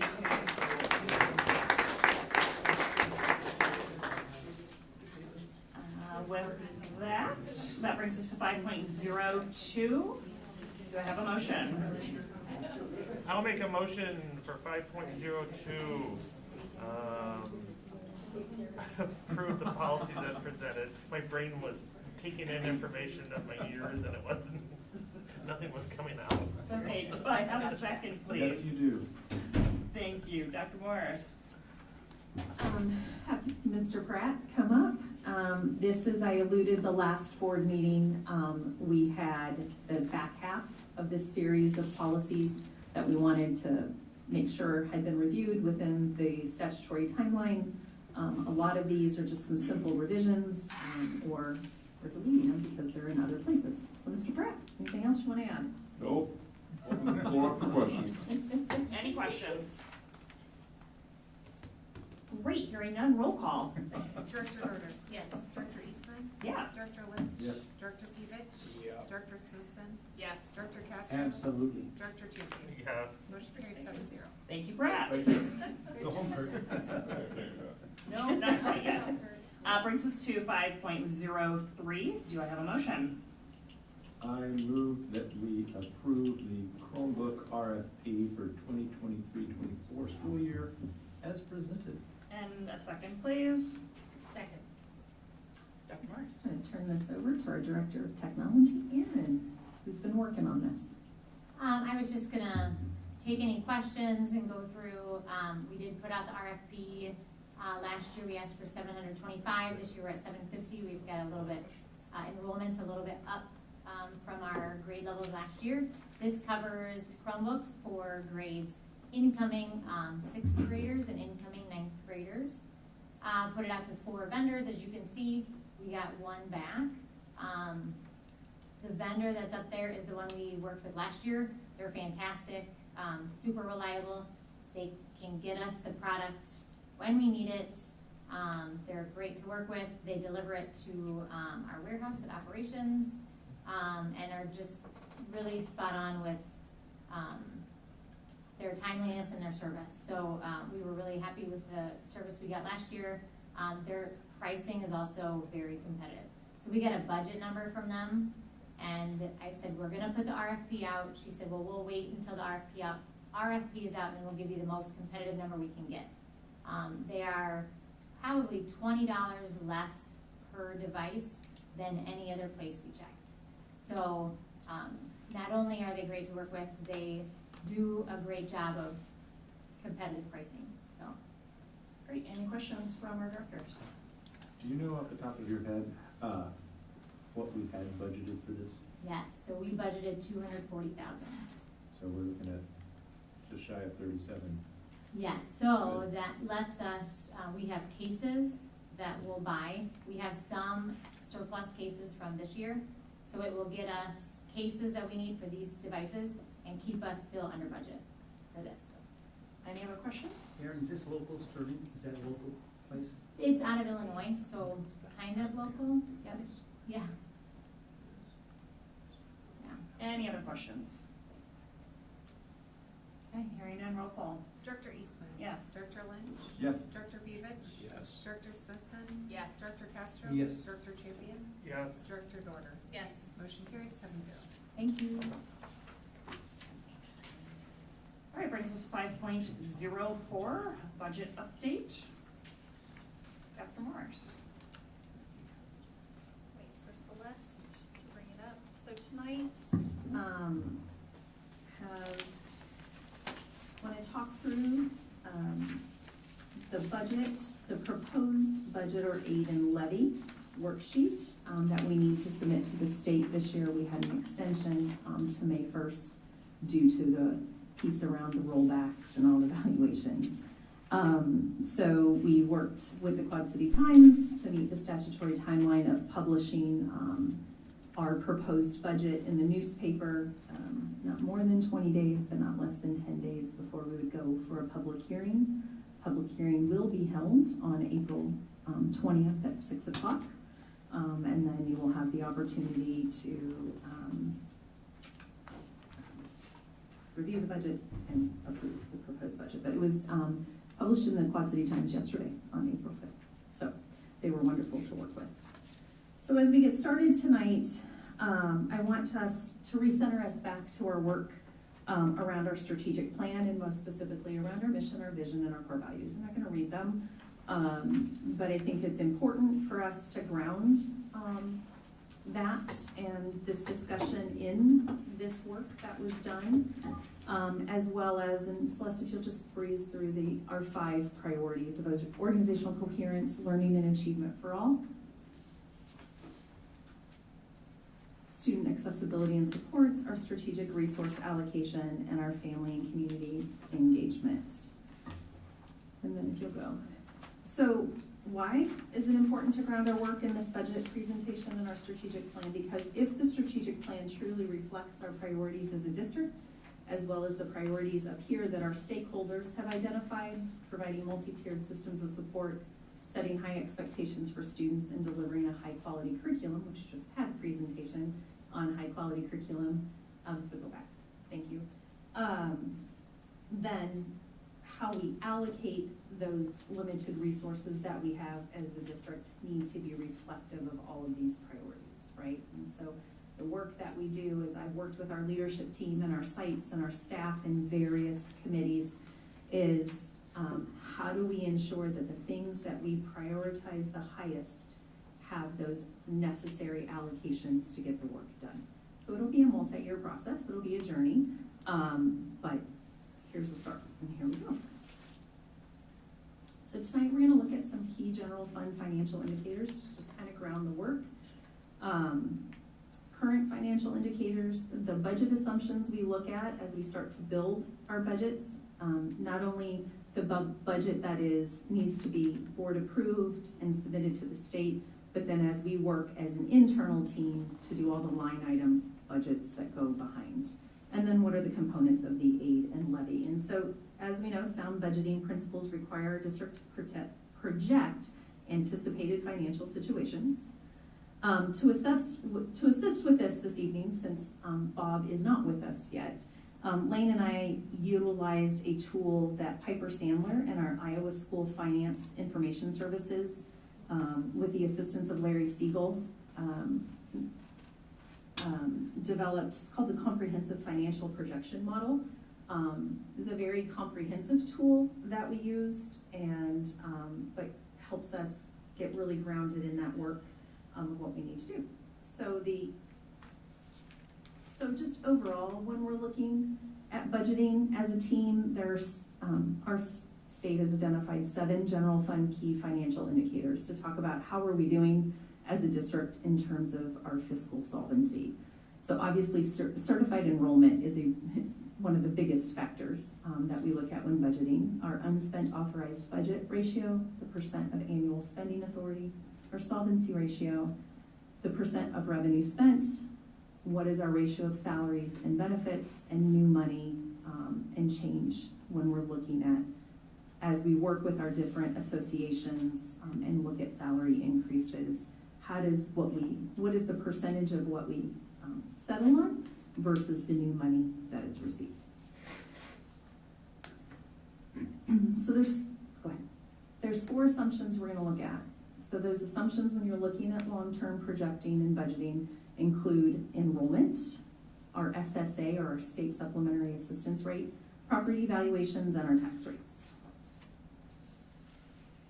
So as we know, enrollment in the state of Iowa is our primary driver of our general fund financial position. The funding or the formulas that come from the state are enrollment based. We have our budget enrollment, which is the enrollment of residents, students living in the district, or also known as our certified enrollment, and then our enrollment served. So those include the number of students attending classes in our district. Those could be, in addition to our resident students, those would be our open enrolled students, that could be tuition in students, dual enrolled students, and then our weighted enrollment. So we do receive supplementary weighting for students in categories such as our students with IEPs, our concurrently enrolled students. Then we have our state supplementary assistance, or SSA. We were happy to see that. Oh, go ahead. Sorry, Celeste. that the state set SSA at one of the highest levels they have in quite some time at 3%. We had hoped it would be higher, possibly closer to 5%, to keep up with inflation, but it was set at 3%. This is set by our state legislator annually and controls the growth in district cost per pupil. Property valuations, so those changes in property valuations can have an impact on our district's property tax rate, and it can have different impacts on different funds, and then our tax rates, and our impacts on our tax rates, property tax, and if applicable, an income surtax. We in our district do not exercise an income surtax. So digging in a little bit more into the SSA rates, you can see it was as low as 1.1% in 2018. Last year, they gave us 2.5% worth of new money. The chart to the right should say fiscal year 2024. Unfortunately, in that CFMP tool that we used, that was an area that could not be changed. It should read fiscal year 2024. So our district cost per pupil going into the fiscal year 24 is set at $7,674, based on 3%, which is the equivalent of about $689,000 worth of new money, which is definitely more than we had last year. But keep in mind, Say that number again. approximately $689,000 of new money. And so it costs our district just to move people on the salary schedule, what we call step and column, approximately $500,000 a year. So this year we're lucky to get a little bit more than it would cost to move staff, not giving any salary increase, just to move them over and down. We're getting a little bit more than what it would cost, but definitely less than what it will cost to provide the absolutely deserved salary increases of our hardworking staff. Okay. This next one is some enrollment trends. It amazed me that in a couple different places how sometimes the way the state reports enrollment can vary, even on the same year. As you can see, certified enrollment has remained fairly flat, right? We've had some decrease, but it's remained flat. Our served enrollment for 2024, the piece to that you have to remember is we are set on October 1st, right? Our count day is October 1st. Well, a lot happens between October 1st and the end of the school year. We pick up new students, and this is not completely reflective of all of the open enrollments that we've processed. So tonight on the consent agenda, you processed quite a few students wanting to come in on open enrollment. There is still a stack that Kathy and I are working through right now.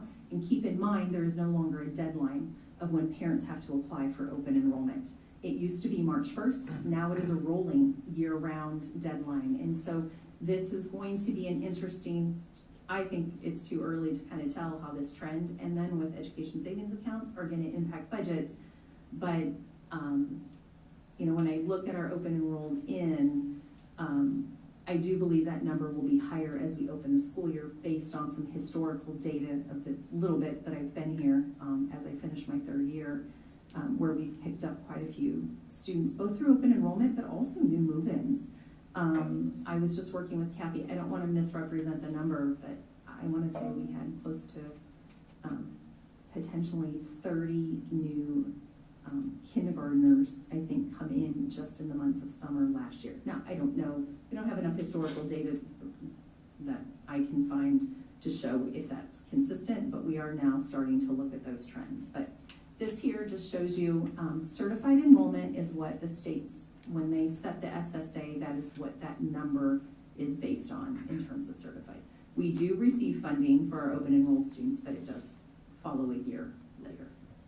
So that is part of why a cash reserve is important, because we have to make sure that we provide the resources for their education this year and get reimbursed later.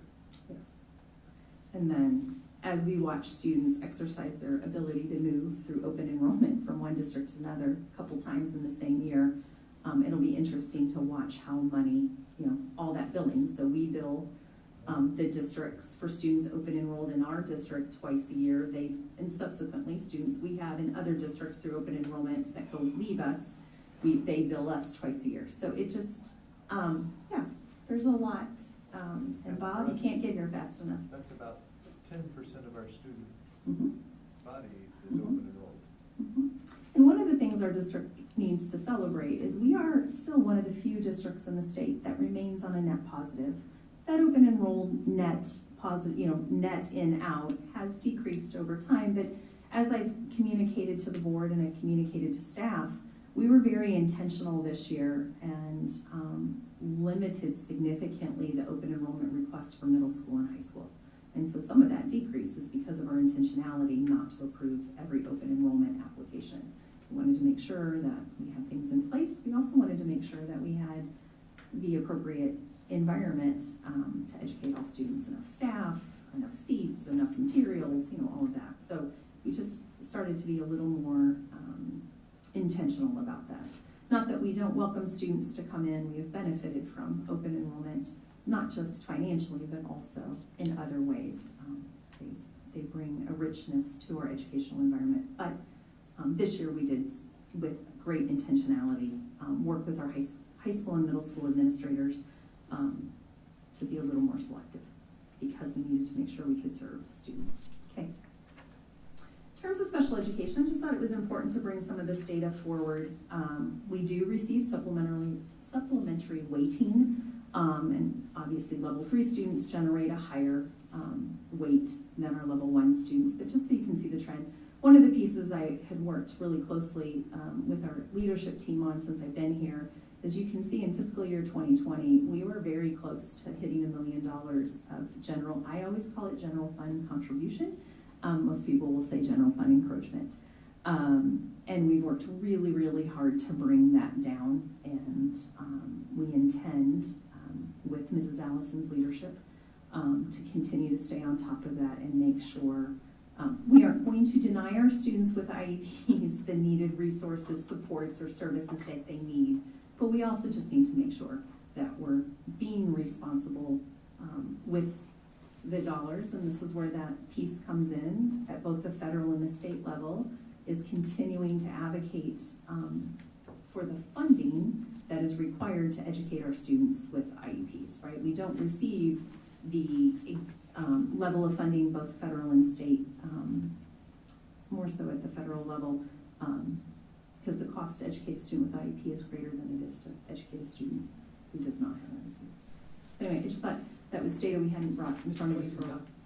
I'm sorry, Paul? Nope. Or Dr. Just Castro. under the total special ed students, do we know how many of those kids, that 474, are served or vendor kids, and how many are open enrolled out of that number? Do we know that? I don't have that exact number. I can see if I can get it. What I can tell you is over the last 2 years that I've been here, we've really looked at, with great intentionality, if we can truly serve those students. I think there had been some years maybe where we took all students, but now making sure that we have appropriate class sizes and appropriate staffing. We are probably, unfortunately, denying more than we're taking in because we feel like we have more than we can handle. Not more than we can handle. Let me rephrase that. I know That we need to serve our students first. Correct. So let me rephrase. Sorry about that. So I can try to find that exact number for you from years past, but in these last year to 2 years, it's very minimal. All right, thank you. Mm-hmm. Because as you remember, with open enrollment, the only reason we can deny for open enrollment is due to insufficient space. We can't deny for truancy or chronic absenteeism or behavior. There was some rumblings at the state level that they were going to try to put some pieces in around open enrollment that as students continue. I think they were looking at like 2 of the 3 quarters last attended or something. I don't remember what the exact language was. I have not seen that surface recently to say that we would have some locus of control about helping students return to their resident district, but I haven't seen much about that come out lately. So. And then I'm gonna, in a minute, rely on David Farmer. But in terms of one of the other key components that does have a direct impact on how we set our property tax rate is obviously our property valuations. You have those that we calculate for the general fund, and then you have those valuations for our other levies, such as the PEPAL, the debt service, our ISL calculations. In the tool that we worked with and working with Larry, we're estimated for fiscal year 24 to have property valuations increase by 1.1%, or approximately $18.5 million. David, did you want to, I know we had a brief conversation beforehand. Yeah, I can tell you the county-wide valuation grew by 0.96, so the Bett North growth there of 1.1% means you're a little bit more new growth higher than the rest of the county. As far as, and new growth generally comes through assessments. I also want to clarify, just that word assessments is out there a lot in the past 2 weeks. The assessment letters that individuals may have received in the past 2 weeks are not the taxes for fiscal 24 budget. They're the taxes for fiscal 25. So just because you may see a 10, 15, 20, 25% increase does not mean that your property taxes will be increasing by that same percent. There's this whole rollback calculation that filters in there that I personally expect that the rollback valuation for under current legislation will actually, taxable values will actually decrease for fiscal 25 by a significant percentage. We're at 54% now taxable. I fully expect that that's going to go down to 52, 51, maybe even 48% if it stays in the current legislation. But again, that's for fiscal 25, not the budget year that we're seeing here, not the values that we're seeing on this page here. And a related point, I may be jumping the gun, you may be about to say this in a slide or two, but for school districts, just like Dr. Morse was explaining, our numbers are set based on that 76, 74 times the number of certified enrollment. Mm-hmm. And so that gives us a number that we essentially rubber stamp when we approve it at the top level. If the taxable valuation goes up, the tax rate will come down in mirror because we're gonna hit that number. We're not gonna take more money in because the valuation went up. Our rate will go down so that we take the same money. When you're talking about the foundational levy, the general fund levy, yes. There's flexibility in a couple other levy rates that we're gonna talk about here in a couple minutes. But yes, that's exactly where, that's why there's flexibility there. But when we talk about the basic levy, once you hit that 7,600, it's all state taxes and not as much state aid, or vice versa. So, I think that's where it's at right now. Thank you, David. Ms. Celeste.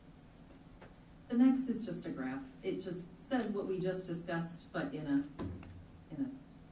graph format. Okay. The pros and cons, right? Our property values in our district have increased at a faster rate or greater than surrounding areas, but with that comes other pieces, right? Okay, Celeste. Digging into our property tax rates, and thank you, Director Lynch, because you just keyed that up very well, what you were talking about.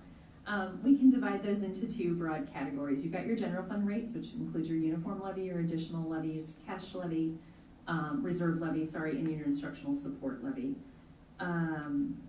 Then you have your non-general fund rates, such as your board and voter-approved PEPALs, which we have re-upped and received support from our voters to extend that.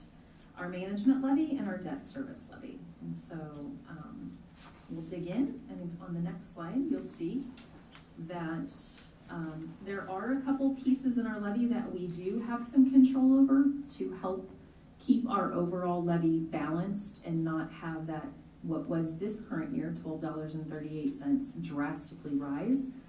As you can see, and as we communicated over and over during the GO bond piece, this district has really been intentional and prudent with trying to keep that total tax levy decreasing or stable and not have sharp spikes. We continue to be one of the lowest in the area, and I am proposing that we keep our tax levy for the fiscal year 24 at $12.38, and I'll explain later how we got there.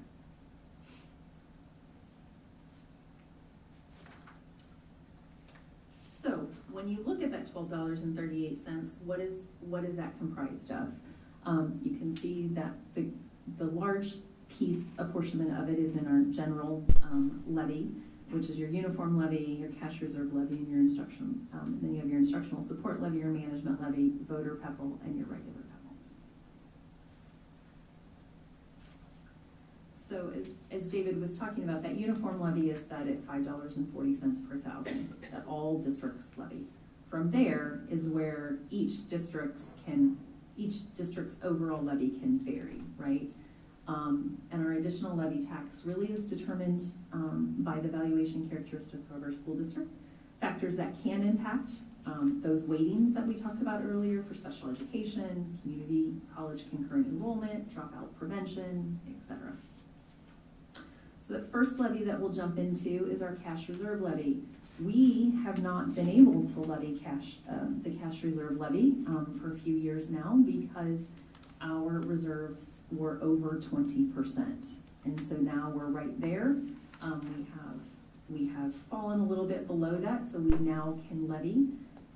As I was working through this, at the rate the state said we could levy, we could pull approximately $700,000 out. We set that levy though to generate approximately $500,000, so that as we were looking at our total levy, we wanted to make sure it stayed balanced. Instructional support levy. Thank you. And go ahead. That previous slide, it does not provide additional spending authority. Correct. Thank you. Should have said that. Thanks, David. Our instructional support levy allows us to raise spending authority in cash by board action, which I believe we did my first year when I was here. We do not have an income surtax to offset our property tax impact on the instructional support levy. And this levy, staying pretty stable, we're expected to generate about $2.3 million, just a little above what we generated this year, which was about $2.26 million in our instructional support levy. Management levy, that levy that we use for early retirement, insurance, but not our employee benefits insurance, and other costs. There is no rate limit on this levy and can be set each year. Over the past few years, that levy has been set to generate about $1 million. We pulled that levy down. That budget, that ending balance in the management levy has stayed pretty healthy and stable, and looking out, we felt that to keep our overall tax levy rate at $12.38, we wanted to pull that levy down.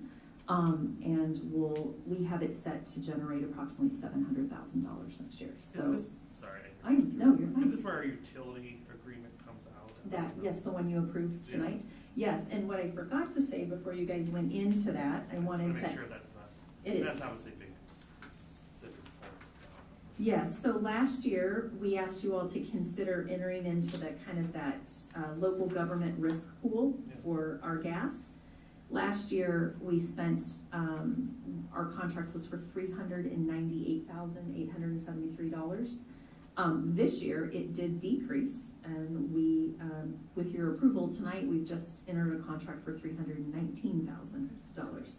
So yes, that is. I just want to make sure. I remember my first year, Director Pavich had asked, is there anything else we can take out of the management levy? And so you all were very responsive and gracious once we identified something to move some things out of general fund and put them in the management levy. Anything else with that? Okay, so no, you're fine. So our PEPAL levy, or our physical plant and equipment levy, comprised of both the voter approved and the board approved. So our board apportionment is 33 cents, and the voter approved, which was just extended about a year and a half ago, generates the equivalent of $1.34, or this year we're expected to generate $2.35 million in that levy, which is just slightly up from this past year, nothing significant. It looks like you're about to move past the levy. I am. Maybe it's further down. Are we planning on using the budget guarantee in next fiscal year? We do not. I was guessing with our certified enrollment number going down that we might be eligible to do that? I do not believe it has gone down that enough. I am not seeing an indication that it has gone down enough for us to qualify for budget guarantee. Well, that's actually a good thing. It is. But if we did qualify, I would encourage us to. Thank you. Okay, but right now, I've not seen any indication that we're there yet. Our enrollment has really stabilized, and we're not growing, which means we won't get new funds, but have not declined enough to be on that budget guarantee process. So when we look at solvency ratio, this is the available cash. So going back to what Director Lynch said earlier about the importance of having cash on hand at a district, has at the end of the fiscal year. The recommended ratio of this that IASB recommends is 7 to 17%. I've seen others recommend 5 to 15%, but not to exceed 25%. When I looked back at our data from last year's presentation, we actually were expected in the solvency ratio to dip below 20% for this upcoming fiscal year, but we're holding steady at the moment, and we're at a good place. When you look at our solvency ratio and our UAB, the state would say, if you remember that grid I put up at the beginning around the 7 indicators, would say that we need to be mindful of that because we're getting a little too high in both arenas, but we're not in a place that the state would have a conversation with us yet. Okay. David, anything else to add to that?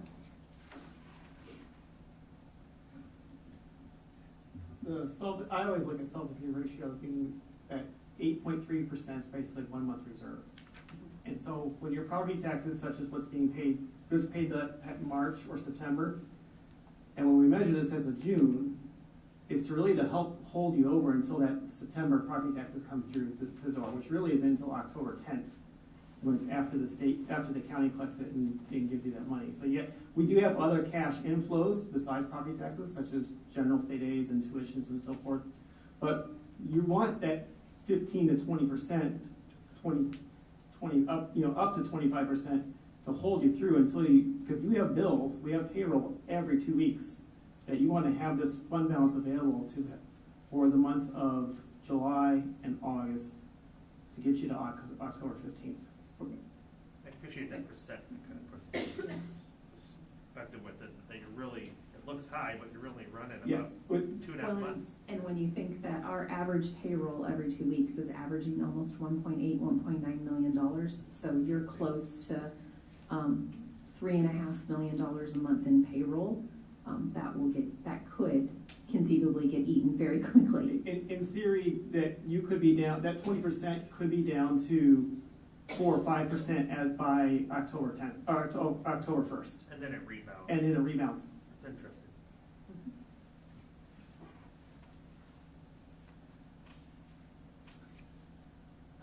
In terms of our unspent authorized budget, this measure is one of the most important financial components for a school district's general fund, and represents the amount of spending authority remaining at the end of a fiscal year. So IASB recommends that we have that ratio of 5 to 15%, but not to exceed 25%. When you see the next slide, you will see we need to watch and be mindful of this. We're expected, so for fiscal year 22, we ended with about a 26% UAB. This year we're projected to end around a 28%, and this next fiscal year projected around 28.55%. Basically, we're on average spending about 97% of the budget that we've been authorized to spend.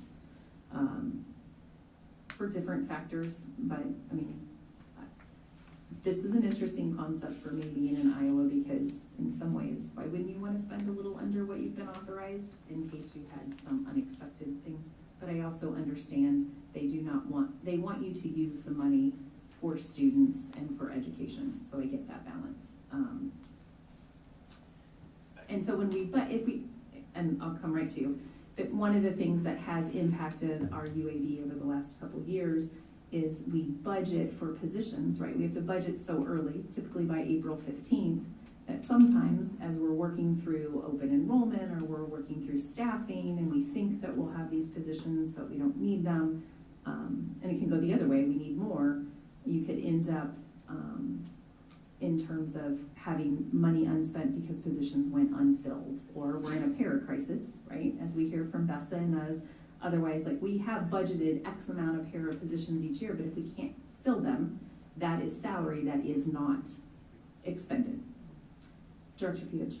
I can never remember this year to year. Is it UAB at 20% or solvency ratio at 20% that allows you to do the budget guarantee? If you dip below, because you can't do it if you're above 20%. Is it it's UAB, right? So solvency ratio hits the cash reserve levy.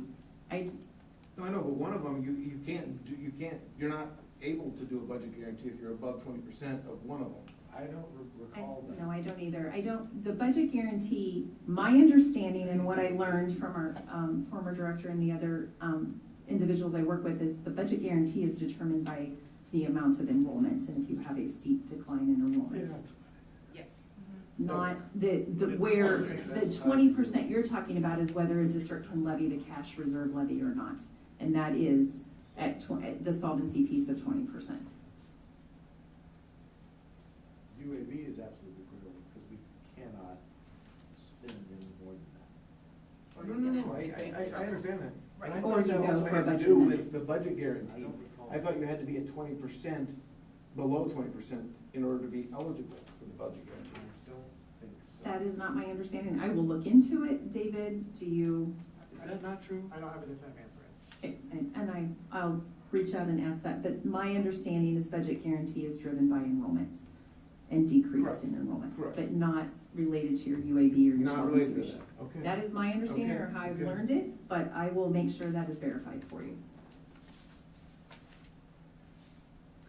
So in terms of our aid and levy components, or basically what is published, what you will see at the hearing, and what you will approve at the next board meeting, this is our legal maximum. We can't spend any more unless we request a budget amendment and it is approved. It is not uncommon to do a budget amendment for increases in special education, right? You have more expenses, students had more needs, and you have to ask for that increased authority. In terms of what is published and required to be published, it shows all of our resources and all our requirements and our overall tax rate. And there are, behind what is published, there are individual worksheets that are used to drive what is published. And so in the next two slides, you'll see the first one is a snapshot, or basically a screenshot of the revenues piece of our aid and levy. That was published in the paper yesterday. And all of our revenue sources. When we looked at the budget this year, we took into account inflation and essentially increased our expenditures by approximately 4% to try to account for some of that inflation that has happened over the last year. And then the next slide, we'll look at our expenditures. And the ones where the arrows, those are your requirements in terms of what must be in your publication. And you can see at the very last line at the bottom down there has our proposed property tax rate of 12.38, which is what it is this year. Trying to be mindful of the feedback from our community. We also need to keep in mind, sorry, go back one more, thank you. Some additional budget assumptions, salary increases, right? As both Beth and BEA acknowledged tonight and have been extremely gracious with us at the district in terms of, we don't know what our salary increases will be. We have not been able to formally sit down and start that negotiations process. They've been extremely understanding and patient, and I appreciate their partnership. Insurance, we're still finalizing what our our employee insurance rates will be. They appear to be lower than what they are currently. We've worked really hard to make some adjustments, but yet continue to have high-quality insurance for all of our employees. The reason I don't have final numbers yet is our renewal period has now been shifted from April 1st to July 1st, and they can't release those rates. There's a certain number of days ahead of time that they'll release them. I should have them anytime now. My preliminary numbers indicate that they will be lower than they were last year. And just like last year, we will more than likely be coming to you at the end of this month or the beginning of next month with a budget amendment, but we're still working through that. And then the last slide is just basically everything we've kind of discussed tonight in an overview slide. But when you look at the bottom, once that little black bar goes away, I want to take particular note of just our beginning fund and ending fund balances. You know, the further out you project, the less reliable that number is, but we do need to be mindful that if we continue to spend more than we bring in a revenue side, obviously your ending fund balance is going to decrease every year. And if we say that monthly our payroll is on average $3.6 million, if projections hold true in 2028, right, and the ending fund balance is 6.6, that is, you know, you have to look at the payroll piece to it. So, but we continue to hold steady. I mean, we're projected to open with 12.6 or almost 12.7 million and potentially end at 13 million next year.